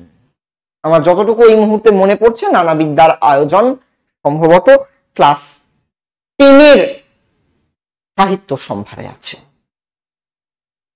যাই হোক, দেখুন লক্ষ্য করে, নানাবিদ্যার আয়োজন বলা হচ্ছে। নানাবিদ্যার আয়োজন প্রবন্ধটি জীবন স্মৃতি গ্রন্থের অন্তর্গত। আপনারা জানেন জীবন স্মৃতি রবীন্দ্রনাথের একটি আত্মকথামূলক গ্রন্থ। আমি আত্মজীবনী বলছি না সচেতন ভাবেই, কারণ জীবনী তথ্যমূলক হয়ে থাকে। আত্মজীবনী অবশ্যই লেখক নিজে বলবেন নিজের জীবনের কথা, কিন্তু সেটা তথ্যমূলক। রবীন্দ্রনাথ কিন্তু তথ্যের প্রতি গুরুত্ব দেননি, তিনি তার স্মৃতির উপর গুরুত্ব দিয়েছেন, যে কারণে বইটার নামেই এই স্মৃতি শব্দটা আছে। ফলত আমি আত্মজীবনী বলছি না, জীবন স্মৃতি, যে কারণে বইটার মধ্যে দু একটা ভুল তথ্যও রবীন্দ্রনাথ রেখে ফেলেছেন, সংশোধন করেননি, কারণ লেখার সময় তার স্মৃতিতে সেই ভুলটাই বাসা বেঁধেছিল। রবীন্দ্রনাথ পরে অবশ্য তার ক্ল্যারিফিকেশন দিয়েছেন যে না, এটা বোধহয় নয়, ওটা হবে। যাই হোক, সেটা সম্পূর্ণ আলাদা প্রসঙ্গ। জীবন স্মৃতি থেকে এটা নেওয়া। জীবন স্মৃতি গ্রন্থের 6ষ্ঠ অধ্যায় হচ্ছে নানাবিদ্যার আয়োজন। 6ষ্ঠ অধ্যায়, এটা মনে রাখবার মতো তথ্য। জীবন স্মৃতি প্রথম প্রকাশিত হয় প্রবাসী পত্রিকায়। একটু আগেই আমি বললাম রামানন্দ চট্টোপাধ্যায়ের কথা। রামানন্দ চট্টোপাধ্যায় যে বাংলা পত্রিকাটি সম্পাদনা করতেন সেই পত্রিকার নাম প্রবাসী। 20 শতকের বিখ্যাত সাহিত্য পত্রিকা, এবং সব থেকে আশ্চর্যজনক তথ্য, এই পত্রিকাটি প্রকাশিত হতো বাংলার বাইরে থেকে। শুধু এলাহাবাদ থেকে রামানন্দ চট্টোপাধ্যায় প্রকাশ করতেন, মডার্ন রিভিউ তাই। প্রবাসী পত্রিকা প্রকাশিত হতো। প্রবাসী পত্রিকার ভাদ্র 1318 থেকে শ্রাবণ 1319, অর্থাৎ পুরো 1 বছর ধরে এই জীবন স্মৃতি প্রবাসী পত্রিকায় প্রকাশিত হয়। জীবন স্মৃতি গ্রন্থাকারে প্রথম প্রকাশ পায় 1319, অর্থাৎ 1912 খ্রিস্টাব্দে। এই তথ্যগুলো একেবারে প্রকাশ সংক্রান্ত তথ্য, এটা মনে রাখতে হবে, উৎস সংক্রান্ত তথ্য। আমরা এরপর পুরো যে টেক্সটটুকু আপনাদের পাঠ্য, অবশ্যই নানাবিদ্যার আয়োজন যে পুরো চ্যাপ্টারটা, সেই পুরো চ্যাপ্টারটাও বইতে দেওয়া নেই, যেটুকু আছে আপনাদের সেইটুকু পাঠ্য। আমরা একেবারে যে তথ্যগুলো আছে এই তথ্যগুলো ধরে ধরে এগোবো। তারপর এটা সম্পর্কে দু চার কথা বলবো। নীলকমল ঘোষাল, রবীন্দ্রনাথের বেশ কিছু মাস্টার মশাইয়ের নাম সেই সময় রবীন্দ্রনাথ যাদের কাছে পড়তেন, বাড়িতে, স্কুলের কথাও আসবে, বাড়িতে সেই সমস্ত মাস্টার মশাইরা তারা কে কি পড়াতেন তাদের প্রত্যেকের তথ্য কিন্তু রবীন্দ্রনাথ এই নানাবিদ্যার আয়োজনে উল্লেখ করছেন। সেই তথ্যগুলো প্রত্যেকটা খুব ইম্পর্টেন্ট পরীক্ষার জন্য। প্রথমেই নীলকমল ঘোষাল, তিনি নর্মাল স্কুলের শিক্ষক। রবীন্দ্রনাথ, আমরা জানি রবীন্দ্রনাথ অবশ্য জীবন স্মৃতিতে এই কথা বলেছেন, তার প্রথম স্কুল ওরিয়েন্টাল সেমিনারি। এটা সম্পূর্ণ ভুল তথ্য, এখন আমরা প্রত্যেকেই জানি। প্রশান্ত কুমার পাল তার রবি জীবনী প্রথম খণ্ডেই ঠাকুরবাড়ির হিসাবের খাতা থেকে প্রমাণ করে দিয়েছেন যে রবীন্দ্রনাথ ওরিয়েন্টাল সেমিনারিতে পড়েননি। রবীন্দ্রনাথের প্রথম স্কুলের নাম ক্যালকাটা ট্রেনিং একাডেমি। রবীন্দ্রনাথ পরে এটা স্বীকার করেছেন প্রশান্ত কুমার মহলানবিশের কাছে। এটা নির্মল কুমারী মহলানবিশের 22 শ্রাবণে এটা উল্লেখও আছে যে রবীন্দ্রনাথ তাদেরকে বলেছেন যে তিনি বোধহয় জীবন স্মৃতিতে ভুল লিখেছেন, তার প্রথম স্কুল ওরিয়েন্টাল সেমিনারি নয়, অন্য কিছু হবে। নাম অবশ্য উল্লেখ করেননি। নীলকমল ঘোষাল রবীন্দ্রনাথের দ্বিতীয় স্কুল, জীবন স্মৃতিতে এরও উল্লেখ আছে। স্বাভাবিকভাবেই সেই দ্বিতীয় স্কুল রবীন্দ্রনাথ উল্লেখ করছেন, স্কুলটির নাম নর্মাল স্কুল। এই তথ্যটা সঠিক, রবীন্দ্রনাথের দ্বিতীয় স্কুলের নাম নর্মাল স্কুল। সেই নর্মাল স্কুলের শিক্ষক ছিলেন নীলকমল ঘোষাল। তিনি রবীন্দ্রনাথের গৃহ শিক্ষকও ছিলেন, স্কুলেও পড়াতেন তিনি, বাড়িতেও পড়াতে আসতেন। রবীন্দ্রনাথের বাড়িতে পড়াতেন সকাল 6টা থেকে 9টা পর্যন্ত। কখন পড়াতেন সেই তথ্যটা গুরুত্বপূর্ণ। তিনি নর্মাল স্কুলের শিক্ষক। শরীর ক্ষীণ, শুষ্ক ও কণ্ঠস্বর তীক্ষ্ণ, তাহাকে মনুষ্য জন্মধারী একটি ছিপছিপে বেতের মতো বোধ হইত। তথ্য, এর কাছে রবীন্দ্রনাথ পড়েছিলেন চারুপাঠ, বস্তুবিচার, চারুপাঠ অক্ষয় কুমার দত্তের, চারুপাঠ, বস্তুবিচার, প্রাণী বৃত্তান্ত এবং মেঘনাদ বধ কাব্য মাইকেলের। কার কাছে কি বই পড়ছেন সেই তথ্যগুলো কিন্তু খুব গুরুত্বপূর্ণ, মনে রাখতে হবে। তার শরীরের দেহ সৌষ্ঠবের যে বর্ণনা দিচ্ছেন রবীন্দ্রনাথ, শরীর ক্ষীণ, শুষ্ক, কণ্ঠস্বর তীক্ষ্ণ, মনে রাখতে হবে। কেন মনে রাখতে হবে? আপনাকে ধরুন বলা হলো শরীর তীক্ষ্ণ, এই গুণগুলো উল্লেখ করে বলা হলো যে এটি রবীন্দ্রনাথ তার কোন শিক্ষক সম্পর্কে এই গুণগুলির কথা বলেছেন। নীলকমল ঘোষাল, সীতানাথ দত্ত ইত্যাদি শিক্ষকদের নাম সেখানে উল্লেখ করে দেওয়া হলো। আপনারা কিন্তু শিক্ষকের নামটি বেছে নিতে হবে পরীক্ষায়। ফলত এই তথ্যগুলো প্রত্যেকটা মনে রাখবার মতো। বিচিত্র বিষয়ে শিক্ষা দেওয়ার জন্য উৎসাহ ছিল সেজ দাদার। আমরা জানি রবীন্দ্রনাথের সেজ দাদার নাম হেমেন্দ্রনাথ ঠাকুর। ভোরে অন্ধকার, অবশ্য এই তথ্যটা উল্লেখ জীবন স্মৃতিতে নেই, ওই নানাবিদ্যার আয়োজনে নেই, কিন্তু তার সেজ দাদার যে উৎসাহ ছিল সেটার উল্লেখ আছে। তার নামটা মনে রাখতে হবে, হেমেন্দ্রনাথ ঠাকুর। ভোরে অন্ধকার থাকতে উঠে লংটি পরে প্রথমেই এক কানা পালোয়ানের সঙ্গে কুস্তি করতে হতো। বস্তুত সেই সময়ে পশ্চিমবঙ্গে, শুধু সেই সময় বলতে নয়, 20 শতকেও, স্বাধীনতার পরবর্তী সময়েও কলকাতায় বহু বড় বড় কুস্তির আখড়া ছিল, ঠাকুর বাড়িতেও ছিল। কানা পালোয়ানের সঙ্গে কুস্তি করতে হতো। এটা বাংলার একটা সামাজিক সাংস্কৃতিক ইতিহাসের পরিচয় একেবারে। তারপর সেই মাটি মাখা শরীরের উপর জামা পরে পদার্থবিদ্যা, মেঘনাদ বধ, জ্যামিতি, গণিত, ইতিহাস, ভূগোল শিখতে হতো। কি কি পড়তেন সেইগুলোই মনে রাখতে হবে প্রত্যেকটা। স্কুল থেকে ফিরে আসলেই শুরু হতো ড্রয়িং এবং জিমন্যাস্টিক। কখন হতো? স্কুল থেকে ফিরে আসার পর।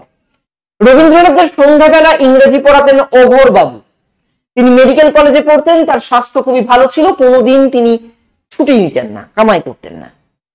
মেডিকেল কলেজে ফিরিঙ্গি ছাত্রদের সঙ্গে বাঙালি ছাত্রদের লড়াইয়ে শত্রুদল চৌকি ছুড়ে অঘোর বাবুর মাথা ভেঙে দিয়েছিলেন। কি ছুড়েছিল? চৌকি।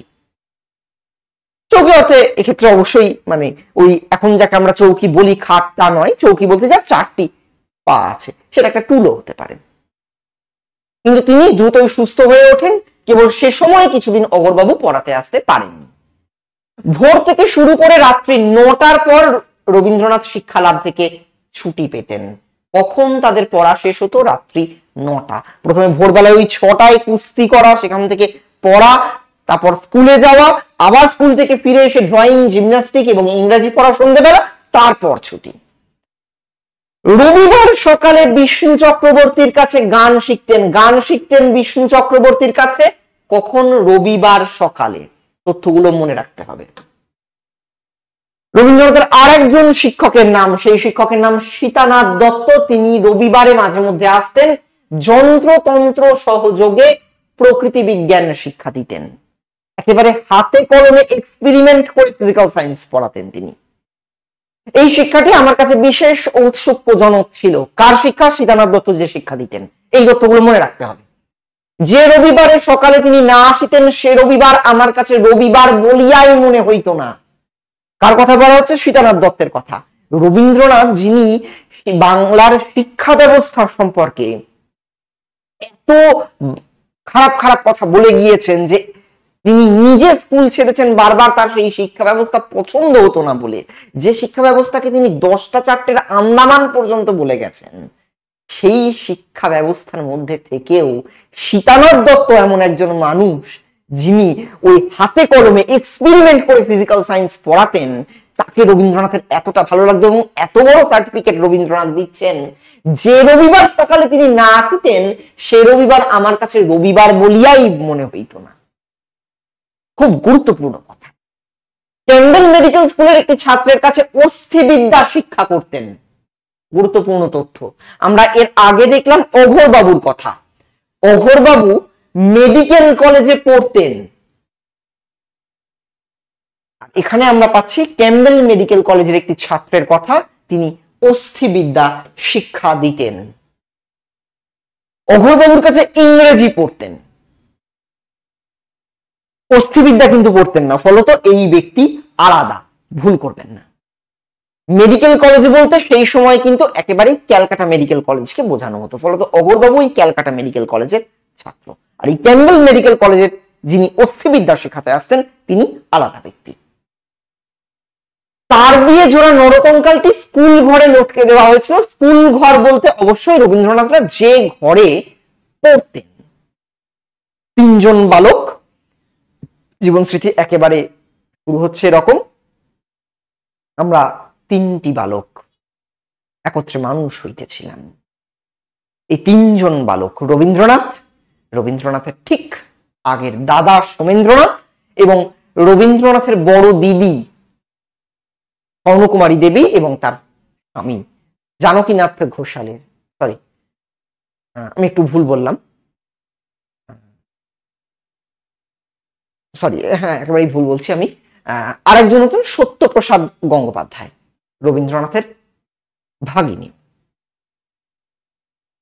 এই সত্যপ্রসাদ, সোমেন্দ্রনাথ এবং রবীন্দ্রনাথ এই 3জন বালক একসঙ্গে পড়তেন, প্রায় সমবয়সী। বাকি 2জন একটু বড় রবীন্দ্রনাথের থেকে। রবীন্দ্রনাথের ভাগিনীও রবীন্দ্রনাথের থেকে বয়সে বড়। তারা 3জন একসঙ্গে পড়তেন। তাদেরকে একসঙ্গে যে ঘরে পড়ানো হতো সেটাকেই ঠাকুরবাড়ির ঘর, সেই ঘরটাকেই রবীন্দ্রনাথ স্কুল ঘর বলছেন। বস্তুত এই ঘরটাকে নিয়েই, সেখানেই এই কঙ্কাল টাঙানো ছিল, এই ঘরটাকে নিয়েই, সেই কঙ্কালের স্মৃতিটাকে নিয়েই রবীন্দ্রনাথ উত্তর জীবনে একটি গল্প লিখবেন। সেই গল্পটির নামও কঙ্কাল, যাকে সুকুমার সেন বলবেন ভূতহীন ভূতের গল্প। এই ধরনের রবীন্দ্রনাথের প্রত্যেকটা এই ধরনের অলৌকিক রসের গল্পগুলিতেই ভূতের অস্তিত্ব সেভাবে নেই, কিন্তু ভৌতিক পরিবেশ আছে। কঙ্কাল একটি গল্প সেরকম। হিরণ্য তত্ত্বরত্ন রবীন্দ্রনাথের আরেকজন শিক্ষক। তিনি মুকুন্দং সচ্চিদানন্দং থেকে শুরু করে বোপদেবের মুগ্ধদেবের সূত্রগুলি মুখস্থ করতে দিতেন। কাঠ হইতে অগ্নি উদ্ভাবনটাই মানুষের পক্ষে সকলের চেয়ে বড় উদ্ভাবন, এই কথাটা শাস্ত্রে পড়িতে পাই। হিরণ্য তত্ত্বরত্নের তিনি যে শাস্ত্রগুলো পড়াতেন সেখানে একথা উল্লেখ আছে। এই যে 3জন ছাত্র কথা বলা হচ্ছে, রবীন্দ্রনাথ ঠাকুর, সোমেন্দ্রনাথ ঠাকুর, রবীন্দ্রনাথের অব্যবহিত পূর্বের দাদা, আমরা জানি সোমেন্দ্রনাথ, তারপর রবীন্দ্রনাথ এবং তারপর আরেকজন ছিল তার নাম বুধেন্দ্রনাথ। বুধেন্দ্রনাথ খুব অল্প বয়সে মারা যান।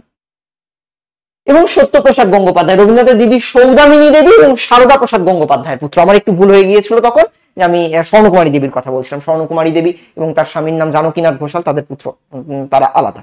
সৌদামিনী দেবী এবং সারদা প্রসাদ গঙ্গোপাধ্যায়ের পুত্র সত্যপ্রসাদ গঙ্গোপাধ্যায়, এই তিনজন ছাত্র। বর্ষা সন্ধ্যার পুলকে মনের ভিতরটা কদম্ব ফুলের মতো রোমাঞ্চিত হইয়া উঠিয়াছে। সময়কালটা লক্ষ্য করুন, বর্ষা সন্ধ্যা, মন কদম্ব ফুলের মতো। বৃষ্টির সময় অঘোরবাবু আসার সময় 2-4 মিনিট অতিক্রম করেছিল। রবীন্দ্রনাথরা অঘোরবাবুর প্রতীক্ষায় রাস্তার সামনের বারান্দাটাতে চৌকি নিয়ে গলির মোড়ের দিকে করুণ দৃষ্টিতে তাকিয়েছিলেন, যেন যে শ্লোকটা উল্লেখ করছেন রবীন্দ্রনাথ, পততি পতত্রে বিচলিত পত্রে শঙ্কিত ভবদুপজানম। জয়দেবের গীতগোবিন্দে এই শ্লোক লিখছেন জয়দেব। এই উক্তিটা মাথায় রাখবেন, উৎসটা মনে রাখতে হবে।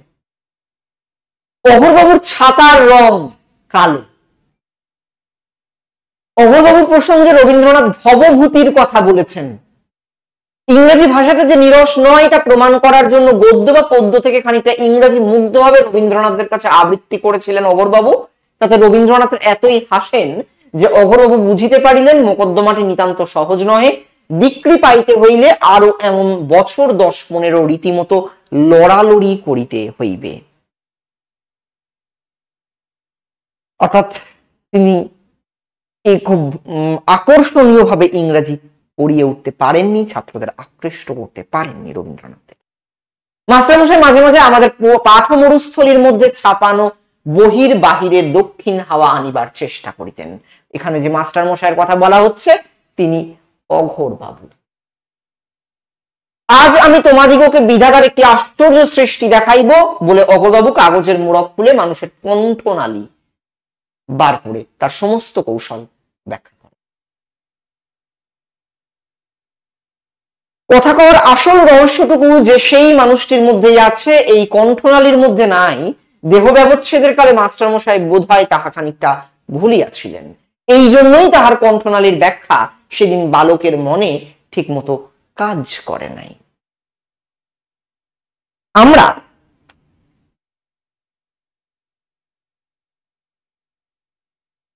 রবীন্দ্রনাথের জীবন স্মৃতি সম্পর্কে কথা বলছি,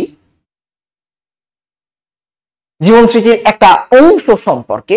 দেখুন, বারবার লক্ষ্য করে এখানে প্রচুর শিক্ষকের নাম আসছে। তারা কে কি পড়াতেন, কিভাবে পড়াতেন, তাদের কিরকম চরিত্র, তাদের দেহ সৌষ্ঠবের বর্ণনা একদম খুঁটিয়ে খুঁটিয়ে রবীন্দ্রনাথ পুরো প্রবন্ধটা জুড়ে উল্লেখ করে গেছেন। এই প্রত্যেকটা তথ্য আপনাদের জন্য খুব গুরুত্বপূর্ণ। একেবারে উক্তি দিয়ে আমি দেখাচ্ছি যে উক্তিগুলো দিয়ে রবীন্দ্রনাথ সেখানে কোনো মাস্টারমশাইয়ের কথা বলছেন।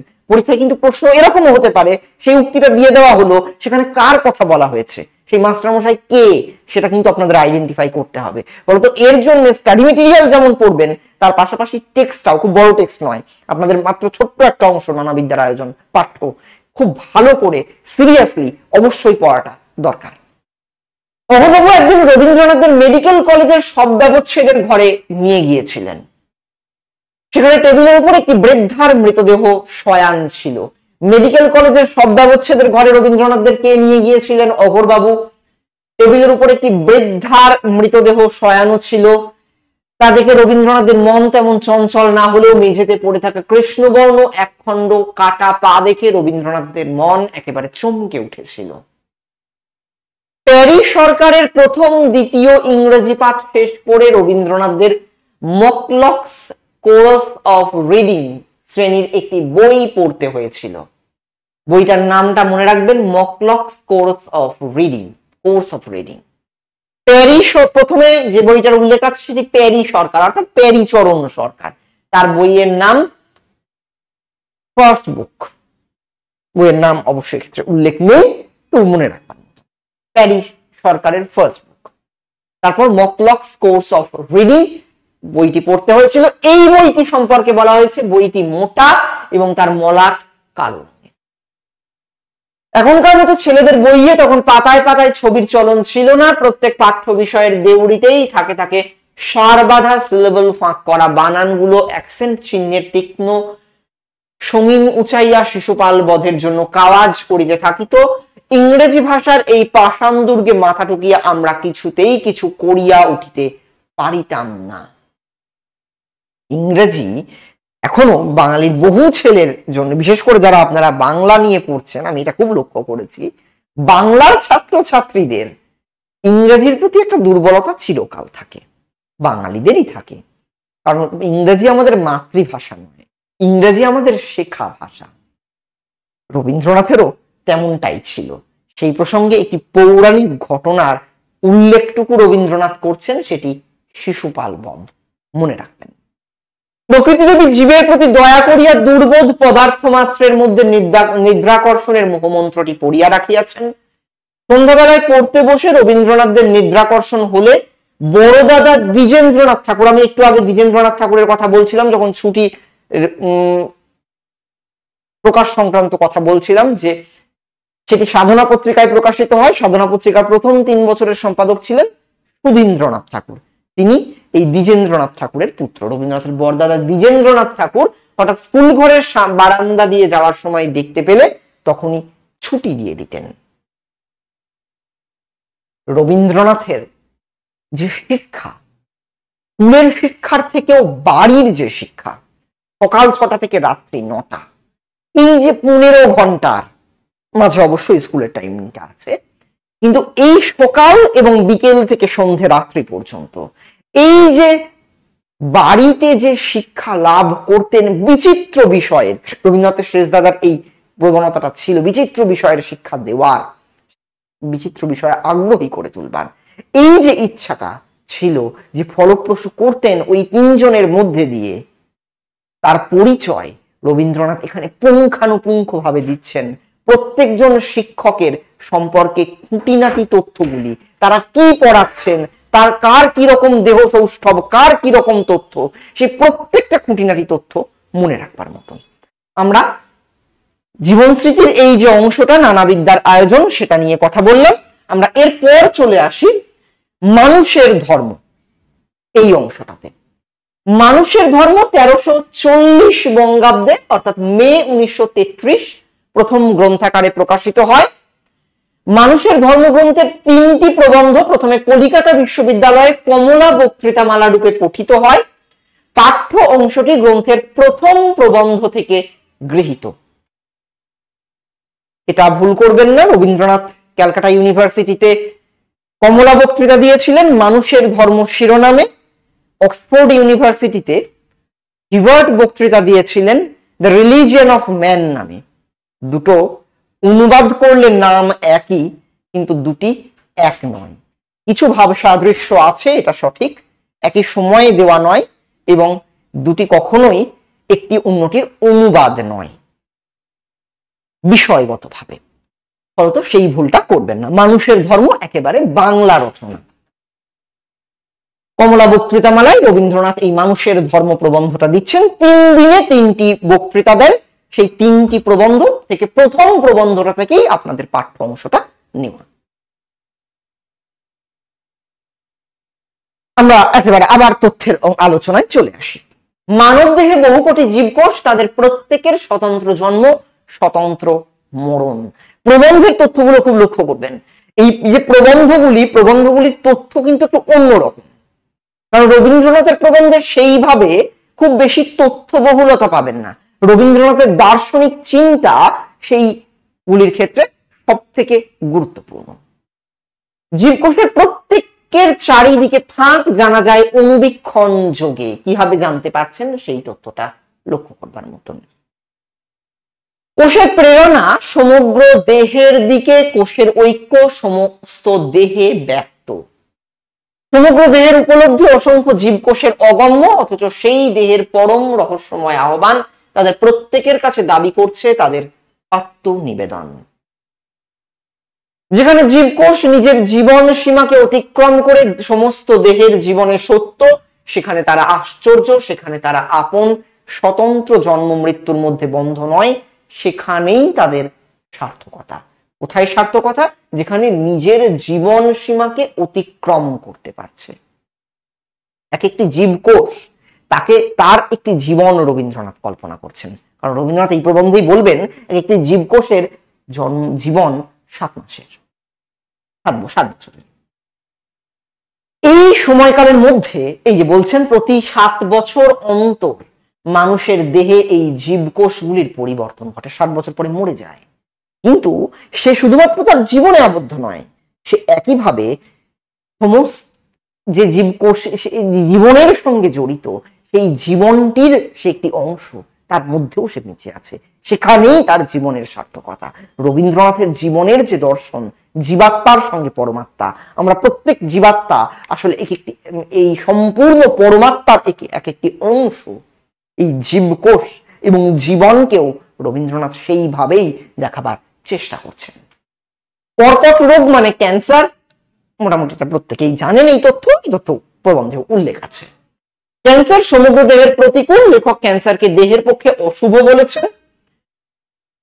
মানুষের দেহের জীবকোষগুলির যদি আত্মবোধ থাকতো, তাহলে একদিকে তারা ক্ষুদ্রভাবে আপনাদেরকে স্বতন্ত্র জানতো, আবার বৃহৎভাবে নিজেদেরকে জানতো সমগ্র দেহে।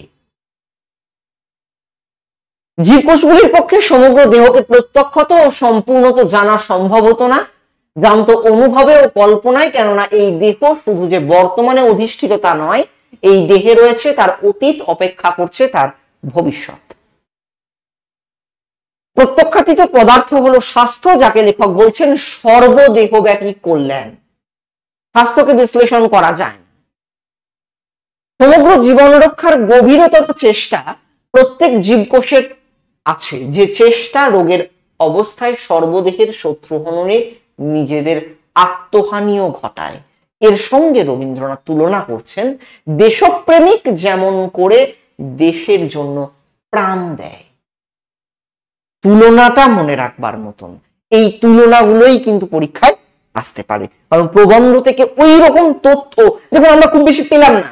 আগেরটাতে আমরা ওই কয়েকটা মাত্র তথ্য পেলাম যে কর্কট রোগ মানে ক্যান্সার, এই 7 বছরে একবার করে মানুষের জীবকোষগুলির পরিবর্তন ঘটে। ফলে তো প্রবন্ধ থেকে তথ্য কিন্তু খুব কম, একেবারে যাকে আমরা তথ্য বলছি। ফলে আমাদের কিন্তু ওই কনসেপ্টের উপর বেশি ভরসা করতে হবে, বেশি ভিত্তি করতে হবে। প্রবন্ধ থেকে এমসিকিউ কিন্তু তুলনামূলক কমই আসে, তবু যেটুকু আসে ওই কনসেপ্ট বেসড, সেটাই আমাদেরকে ফোকাস করতে হবে। মানুষও আপন অন্তরের গভীরতর চেষ্টার প্রতি লক্ষ্য করে অনুভব করেছে যে সে শুধু ব্যক্তিগত মানুষ নয়, সে বিশ্বগত মানুষের আত্ম। ওই যে আমি বলছিলাম একটু আগে, জীবাত্মার সঙ্গে পরমাত্মার মিলন, সে কথাটাই রবীন্দ্রনাথ এই প্রবন্ধের মধ্যে উল্লেখ করছেন।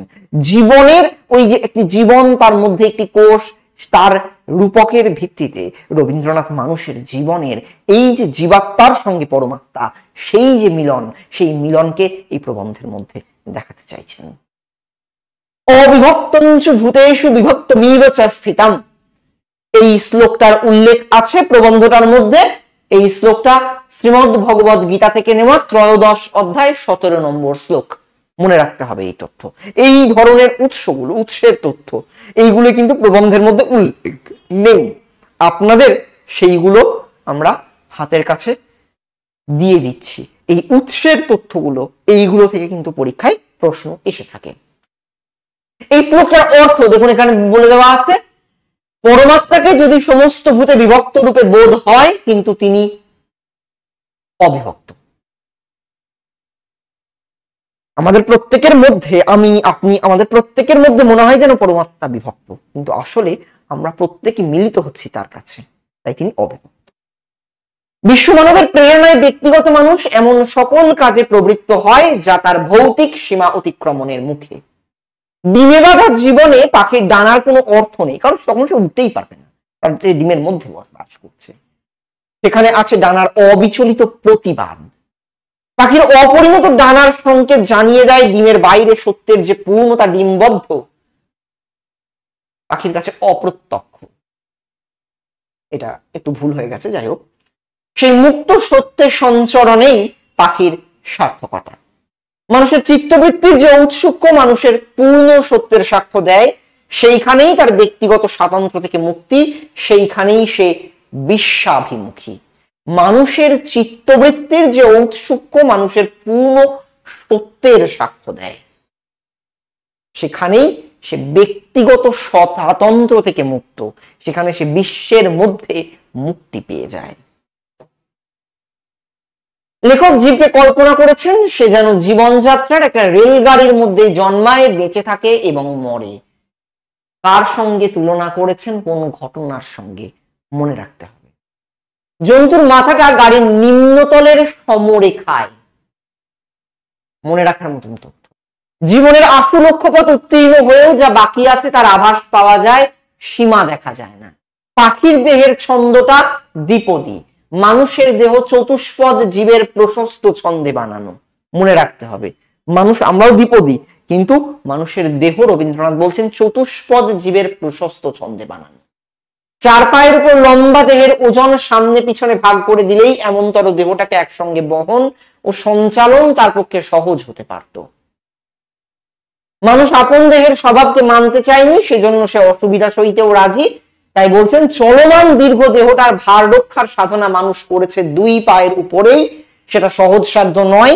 ছেলেদের প্রথম চলার অভ্যাস দেখলেই তা বোঝা যায়, কারণ বাচ্চারা প্রথমে হামাগুড়ি দিয়ে হাঁটতে শেখে। শেষ বয়সে বৃদ্ধকে লাঠির উপর ভর দিতে হয়, সেও একটা প্রমাণ যে মানুষ আসলে চতুষ্পদী, সে দুই পায়ে দাঁড়িয়ে আছে। তাই চার পায়ে জন্তু যত সহজে ভার বহন করতে পারে, মানুষ তাই পারে না। সেই জন্য মানুষ নিজের ভার অন্যের উপর চাপায়, পশুর উপর চাপায়, গাড়ির উপর চাপায়। সেই সুযোগ পেয়েছে বলেই যত পেরেছে ভার সৃষ্টি করেছে, নিজেকে তো বইতে হয় না। সেই জন্য মানুষ যত পেরেছে ভার সৃষ্টি করেছে, তাকে পরিমিত করবার চেষ্টা নেই। ধাক্কা খেয়ে মানুষের অঙ্গহানি বা গাম্ভীর্যহানির যে আশঙ্কা, জন্তুদের সেটা নেই। ডাক্তারের কাছে শোনা যায় মানুষ উত্তত ভঙ্গি নিয়েছে বলে তার আদিম অবতত দেহের অনেক যন্ত্রকে রোগ দুঃখ ভোগ করতে হয়, তবু মানুষ স্পর্ধা করে উঠে দাঁড়ালো। উত্তত মানে আমরা যেভাবে সোজা হয়ে দাঁড়িয়ে আছি, অবতত মানে চার পায়ে, এইভাবে মানে দেহের সঙ্গে অনুভূমিক ভাবে, আর উত্তত মানে উত্তল অবস্থায়। নিচের দিকে ঝুঁকে পড়ে জন্তু দেখতে পায় খন্ড খন্ড বস্তুকে, আর উপরে মাথা তুলে মানুষ দেখলে কেবল বস্তুকে নয়, দেখলে দৃশ্যকে, অর্থাৎ বিচিত্র বস্তুর ঐক্যকে। এই ঐক্য, এই ভাবনার মধ্যে রবীন্দ্রনাথের ওই জীবাত্মার সঙ্গে পরমাত্মার মিলনের ভাবনাটাও রিলেটেড। মাথা উপরে মাথা তুলে মানুষ একটি অখণ্ড বিস্তারের কেন্দ্রস্থলে দেখেছে নিজেকে, একে বলা যায় মুক্ত দৃষ্টি। জন্তুর দেখার সঙ্গে ঘ্রাণও যোগ দেয়। চোখের দেখাটা অপেক্ষাকৃত অনাসক্ত, অশনাক্ত, জ্ঞানের রাজ্যে তার প্রভাব বেশি। ঘ্রাণের অনুভূতি দেহবৃত্তির সংকীর্ণ সীমায়। দেখা ও ঘ্রাণ নিয়ে জন্তুরা বস্তুর যে পরিচয় পায়, সে পরিচয় বিশেষভাবে আশু প্রয়োজনের। হারা হওয়া মানুষের কাছে নিকটের চেয়ে দূরের দাম বেশি। অজ্ঞাত অভাবনীয়ের দিকে তার মন হয়েছে প্রবৃত্ত। মানুষের কল্পনাবৃত্তি তার হাতকে পেয়ে বসলো। জীবনযাত্রার কর্মাবস্থায় হাত হোল টাইম কর্মচারী হয়ে থাকেনি। কি থাকেনি? হোল টাইম কর্মচারী হয়ে। এই তথ্যগুলো মনে রাখতে হবে। প্রবন্ধ থেকে এই ধরনের তথ্যগুলো, তথ্যভিত্তিক প্রশ্নই পরীক্ষায় এসে থাকে। মানুষের ঋজু মুক্ত দেহ মাটির নিকটস্থ টান ছাড়িয়ে যেতেই তার মন এমন একটা বিরাট রাজ্যের পরিচয় পেলে, যা অন্য ব্রহ্মের নয়, যাকে বলা যায় বিজ্ঞান ব্রহ্মের, আনন্দ ব্রহ্মের রাজ্য, অন্য ব্রহ্মের নয়। মনে রাখতে হবে। আনন্দ ব্রহ্মের রাজ্যে বিজ্ঞান, সাহিত্যে, শিল্পকলায় মানুষের এক উত্তর আমার খুশি। ওই যে আনন্দ ব্রহ্মের রাজ্য, এখানে আমার খুশি। মানুষ নিজের খুশিতে সবকিছু সৃষ্টি করে চলে। জন্তুদের যথেষ্ট খেলার অবকাশ আছে, কিন্তু জীবনে তাদের খেলাটা গৌণ। তাছাড়া তাদের খেলাও প্রকৃতির অনুগত। বিড়াল ছানার খেলা মিথ্যা ইঁদুর মিছিমিছি ধরা, কুকুর ছানার খেলা নিজের লেজের সঙ্গে লড়াই করার সগর্জন ভান। কার কি খেলা, সেই তথ্যটুকু মনে রাখার মতন। মানুষের যে কাজটাকে লীলা বলা যায়, অর্থাৎ যা তার কোনো দরকারের আমলে আসে না, কথায় কথায় সেইটাই হয়ে ওঠে মুখ্য, ছাড়িয়ে যায় তার প্রাণযাত্রাকে, সেইটাই দাঁড়ায় তার শ্রেষ্ঠতার পরিচয়। অবকাশের ভূমিকায় মানুষ সর্বত্রই আপন অমরাবতী রচনায় ব্যস্ত। সেখানে তার আকাশ কুসুমের কুঞ্জবন। দেহের দিক থেকে মানুষ যেমন ঊর্ধ্বশীল নিজেকে টেনে তুলছে খণ্ডভূমির থেকে বিশ্বভূমির দিকে, নিজের জানাশোনাকেও তেমনি স্বাতন্ত্র দিয়েছে জৈবিক প্রয়োজন থেকে ব্যক্তিগত অভিরুচির থেকে। জ্ঞানের এই সম্মানে মানুষের বৈষয়িক লাভ হোক না হোক আনন্দ লাভ হয়। পেট না ভরিয়েও মানুষের আনন্দ হয়, কারণ বিষয়কে বড় করে পায় বলে আনন্দ নয়, আপনাকেই, একটু বানান ভুল হয়ে গেছে, পয়ে নয় যুক্তাক্ষর হয়ে গেছে, অব্রতে এই একটি সমস্যা, বড় করে সত্য করে পায় বলে আনন্দ। মানব জীবনের যে বিভাগ অহৈতুক অনুরাগের, অর্থাৎ আপনার বাহিরের সঙ্গে অন্তরঙ্গ যোগের, তার পুরস্কার আপনারই মধ্যে, কারণ সেই যোগের প্রসারেই আত্মার সত্য।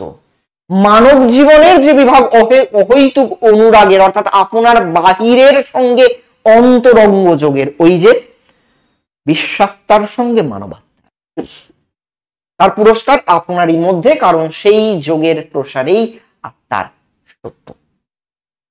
রবীন্দ্রনাথ এই প্রবন্ধটার মধ্যে, এটা একেবারেই আমরা প্রবন্ধের শেষ পর্যায়ে চলে এসেছি, পরবর্তী প্রবন্ধে যাব, তার আগে এই প্রবন্ধটা সম্পর্কে দু চার কথা বলি। একেবারেই অনেকের কাছে এই প্রবন্ধটা জটিল বলে মনে হতে পারে, একেবারেই কনসেপ্ট ক্লিয়ার করবার জন্য সামান্য কয়েকটি কথা। সেটা হচ্ছে, প্রবন্ধটা দেখুন লক্ষ্য করে একেবারে শুরু হয়েছিল জীবকোষের কথা দিয়ে। মানুষের দেহকোষ, সেই দেহকোষ নিজে যেমন বেঁচে আছে তার 7 বছরের লাইফ স্প্যান, তেমনি সে বেঁচে আছে সমগ্র জীবনটার সঙ্গে, দেহটার সঙ্গে।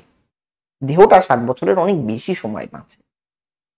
তেমনি আমাদের ব্যক্তিগত জীবন, আমরা জীবাত্মা, আমরাও বেঁচে আছি ওই পরমাত্মার অংশ হয়ে। জীবকোষ যেমন দেহের অংশ, আমরাও তেমনি পরমাত্মার অংশ। রবীন্দ্র জীবনের এই একটা বৃহৎ দর্শন। গীতাঞ্জলি উত্তর পর্বে রবীন্দ্রনাথ এই দর্শনকে সারা জীবন ধরে লালন করতে করতে গেছেন। সেই দর্শনকেই রবীন্দ্রনাথ এখানে নিয়ে আসছেন। মানুষের দেহের যে বৈজ্ঞানিক চলা, সেই চলাকে তিনি এর মধ্যে দেখাচ্ছেন। মানুষের সৃষ্টি প্রক্রিয়াকে, মানুষের সৃষ্টির আনন্দকে রবীন্দ্রনাথ এই প্রবন্ধের মধ্যে তুলে নিয়ে আসছেন। মানুষ কিভাবে সৃষ্টি করে, কিভাবে পরমাত্মার সঙ্গে মিলনের আনন্দের মধ্যে দিয়ে মানুষ সৃষ্টি করে, সেই কথাটাকেই রবীন্দ্রনাথ এই প্রবন্ধের মধ্যে উল্লেখ করছেন। আমরা এই প্রবন্ধটা নিয়ে আর কথা বাড়াবো না, আমরা পরবর্তী প্রবন্ধের আলোচনায় আসি। প্রবন্ধটির নাম যাত্রা। এটা আসলে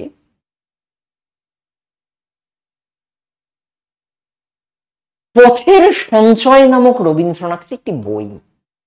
সেই বইয়ের 5ম প্রবন্ধ। খুব গুরুত্বপূর্ণ তথ্য এগুলি। পথের সঞ্চয় গ্রন্থের 5ম প্রবন্ধ রচনা করছেন। এই বইটি, এই তথ্যটি বইতেও উল্লেখ আছে, লোহিত সমুদ্র অর্থাৎ রেড সিতে তখন তার জাহাজ চলেছে, জাহাজে বসে তিনি এই প্রবন্ধটা লিখছেন। 21শে জ্যৈষ্ঠ 1319। প্রথম প্রকাশিত হচ্ছে তত্ত্ববোধিনী পত্রিকায় শ্রাবণ 1319 বঙ্গাব্দে।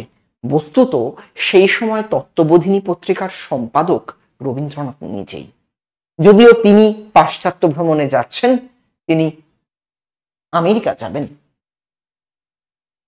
ফলত তত্ত্ববোধিনী পত্রিকা তিনি সম্পাদক হলেও প্রায় সমস্ত দায়িত্ব তিনি দিয়ে যান অজিত কুমার চক্রবর্তীকে। তিনি তত্ত্ববোধিনী পত্রিকা চালাতেন, রবীন্দ্রনাথ নামে মাত্র সম্পাদক, লেখাপত্র পাঠাতেন। তত্ত্ববোধিনীতে ছাপানোর জন্যই এই লেখাটি পাঠানো। রেড সিতে জাহাজের উপর বসে এই প্রবন্ধটি লেখা। পথের সঞ্চয় এই গ্রন্থটা প্রকাশ পায় অনেক পরে, 1346 বঙ্গাব্দের ভাদ্র মাসে। 1912 সালে, দেখুন তথ্যটা, 1912 সালের বিদেশ যাত্রার প্রারম্ভে ও পথে ইংল্যান্ড এবং আমেরিকায় পরিভ্রমণকালে রবীন্দ্রনাথ যে সমস্ত প্রবন্ধ লেখেন সেগুলিরই সংকলন এই পথের সঞ্চয়। আমরা তারই একটি অংশ, এই যাত্রা। আমরা যে কথা বললাম যে রবীন্দ্রনাথের পথের সঞ্চয় গ্রন্থের 5ম প্রবন্ধ, অবশ্য পুরোটা আপনাদের পাঠ্য নয়, কিছুটা এডিটেড আকারেই আপনাদের বইয়ের মধ্যে দিয়ে দেওয়া আছে, সেটুকুই পড়লেই আপনাদের জন্য যথেষ্ট। একদিন মানুষ ছিল বুনো, ঘোড়াও ছিল বনের জন্তু। ঘোড়া বাতাসের মতো ছুটত। কিসের মতো ছুটত? তথ্যগুলো লক্ষ্য করবার মতো। ঘোড়ার সর্বাঙ্গে যে একটি ছুটবার আনন্দ দ্রুত তালে নৃত্য করিত, সেইটের প্রতি মানুষের মনে মনে ভারী একটা লোভ হইত। কি করিলে ঘোড়ার চারটে পা আমি পাইতে পারি, মানুষ এ কথা ভেবেছিল গাছের তলায় বসে। কোথায় ভেবেছিল? মানুষ ঘোড়ার কেশর ধরে তার পিঠের উপর চড়ে বসেছিল। ঘোড়ার গতিবেগকে সে ডাকাতি করিয়া লইবেই, এই তাহার পণ, তাহারই জিত হইল। মন্দগামী মানুষ দ্রুত গমনকে বাঁধিয়া ফেলিয়া আপনার কাজে খাটাইতে লাগিল। সে ঘোড়ার পিঠে চড়ে সে বেরিয়ে পড়েছে। ডাঙায় চলিতে চলিতে মানুষ এক জায়গায় আসিয়া দেখিল সম্মুখে তাহার সমুদ্র, আর তো এগোইবার জো নাই। তরঙ্গগুলা অট্টহাস্যে নৃত্য করিতেছে। ডাঙায় মাটির মতো কিছুতেই তাহাদিওকে বাঁধিয়া রাখতে পারে নাই। দেখিলে মনে হয় লক্ষ লক্ষ স্কুলের ছেলে যেন ছুটি পাইয়াছে, চিৎকার করিয়া মাতামাতি করিয়া কিছুতেই তাহাদের আর আশ মিটিতেছে না। পৃথিবীটাকে তাহারা যেন ফুটবলের গোলার মতো লাথি ছুড়িয়া ছুড়িয়া আকাশে উড়াইয়া দিতে চায়। ডাঙায় তো চলার পদ্ধতি আবিষ্কার মানুষ করেই ফেলেছে, ঘোড়ার পিঠে চড়ে দ্রুত যাওয়ার পদ্ধতি। কিন্তু সমুদ্রে, জলে, সমুদ্রের মাতুনি মানুষের রক্তের মধ্যে করতল বাজাতে থাকে। বাধাহীন জলরাশির এই দিগন্ত বিস্তৃত মুক্তিকে মানুষ আপন করিতে চায়। সমুদ্রের এই দূরত্বজয়ী আনন্দের প্রতি মানুষ লোভ দিতে লাগিল। ঢেউগুলার মতো করিয়াই দিগন্তকে লুট করিয়া লইবার জন্য মানুষের কামনা। এই তীরের রেখাটা পর্যন্ত মানুষের অধিকারের সীমা। তার সমস্ত ইচ্ছাটাকে এই দাঁড়ির কাছে আসিয়া শেষ করিতে হইবে, কিন্তু মানুষের ইচ্ছাকে যেখানে শেষ করিতে চাওয়া যায় সেইখানেই সে উচ্ছ্বসিত হইয়া ওঠে। তীরটাই মানুষের সীমা।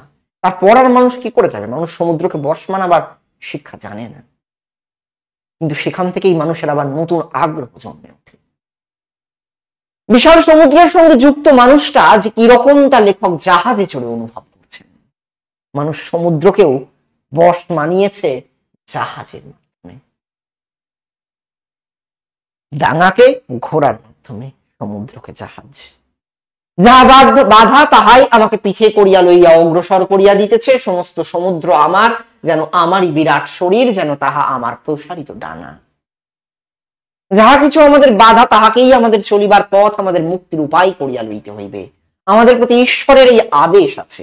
যাহারা এই আদেশ মানিয়াছে তাহারাই পৃথিবীতে ছাড়া পাইয়াছে, যারা মানেনি পৃথিবীটা তাদের পক্ষে কারাগার। অর্থাৎ বাধা আছে, বাধাকে জয় করতে হবে, তবেই মানুষের জীবনের সার্থকতা। এসএসসির প্রিপারেশনের ক্ষেত্রেও সে কথাই কিন্তু বারবার বলি, বাধা প্রত্যেকের জীবনে আছে, তাকে জয় করতে পারলেই চাকরিটা আপনার। নিজের গ্রামটুকু তাহাদিগকে বেরিয়েছে, ঘরের কোণটুকু তাহাদিগকে বাঁধিয়াছে, প্রত্যেক পা ফেলিতেই তাহাদের শিকল ঝমাঝম করে। বাধাকে গুরুত্ব দিলে চারিদিক থেকেই বাধা আরো বেশি আপনাকে ঘিরে ধরবে। তাই বাধাকে জয় করতে হবে, তবেই মুক্তি জীবনে। মনের আনন্দে চলিতেছি, ভয় ছিল সমুদ্রের দোলা আমাদের শরীরে সইবে না, সে ভয় কাটিয়া গেছে। যেটুকু নাড়া খাইতেছি তাহাতে আঘাত করিতেছে না, যেন আদর করিতেছে। শুধুমাত্র তত্ত্ব কথা নয়, জাহাজে চলতে চলতে রবীন্দ্রনাথ তার যে অনুভূতির কথা, তার যে অভিজ্ঞতার কথা, সেটাও রবীন্দ্রনাথ লিখছেন এই প্রবন্ধে। সমুদ্র আমাকে কোলে করিয়া বহিয়া চলিয়াছে, রুগ্ন বালককে তাহার পিতা যেমন করিয়া লইয়া যায় তেমনি সাবধানে। তুলনাটা লক্ষ্য করুন।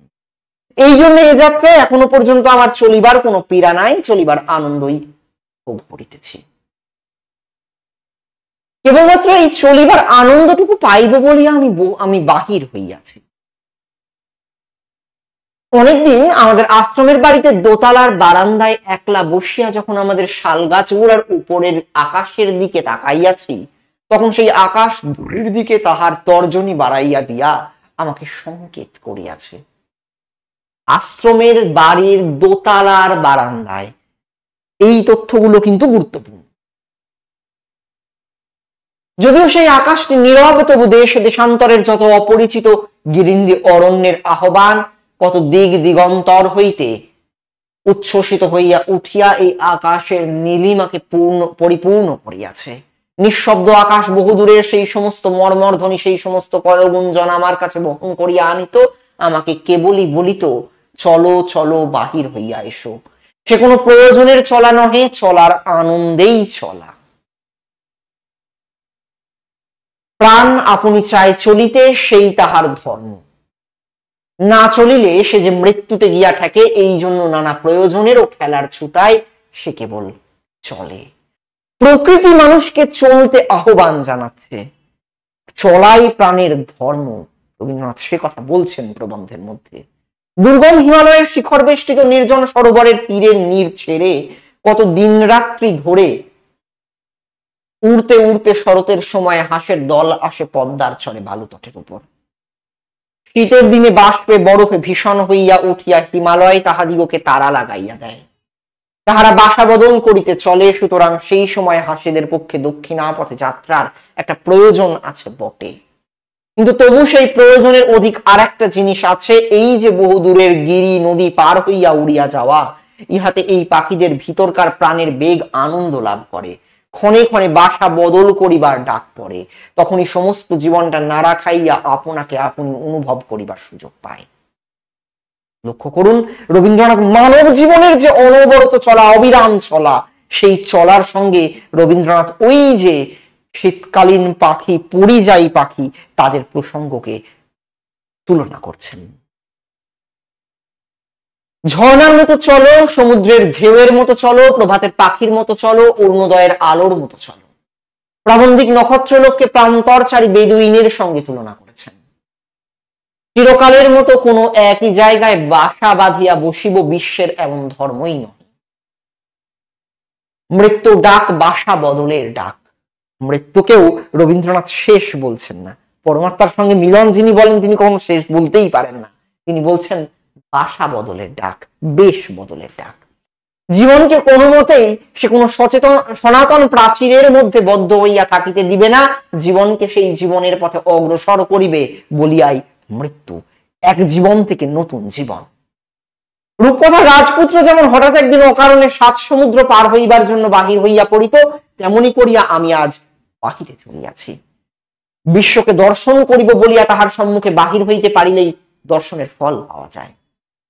আমাদের সমস্ত ভ্রমণেরই ভিতরকার আসল উদ্দেশ্যটি এই, যাহা আছে, যাহা হারাইতে পারেই না, তাহাকেই কেবলই প্রতিপদে আছে আছে বলিতে বলিতে চলা।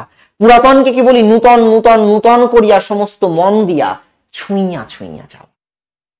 এই যে যাত্রা প্রবন্ধটা, এই প্রবন্ধটায় আসলে রবীন্দ্রনাথ সমগ্রভাবে মানুষের জীবনের যে অবিরাম চলা, ওই যে বলাকার কবিতায় রবীন্দ্রনাথ লিখছেন, হেথা নয় অন্য কোথা, অন্য কোথা, অন্য কোনোখানে। এই যে উপনিষদের দর্শন, এই যে অবিরাম চলার দর্শন, সেই চলার দর্শনকেই রবীন্দ্রনাথ এক্ষেত্রে এই প্রবন্ধটার মধ্যে তিনি দেখাতে চাইছেন। লক্ষ্য করে দেখুন, প্রবন্ধটা রবীন্দ্রনাথ যে সময়ে লিখছেন 1319, অর্থাৎ ইংরেজি করলে দাঁড়ায় 1319 জ্যৈষ্ঠ, অর্থাৎ 1912। রবীন্দ্রনাথ বলাকা লিখবেন 1916 এসে, 1916 বলাকা। ফলত খুব বেশি সময়ের ব্যবধান নয়।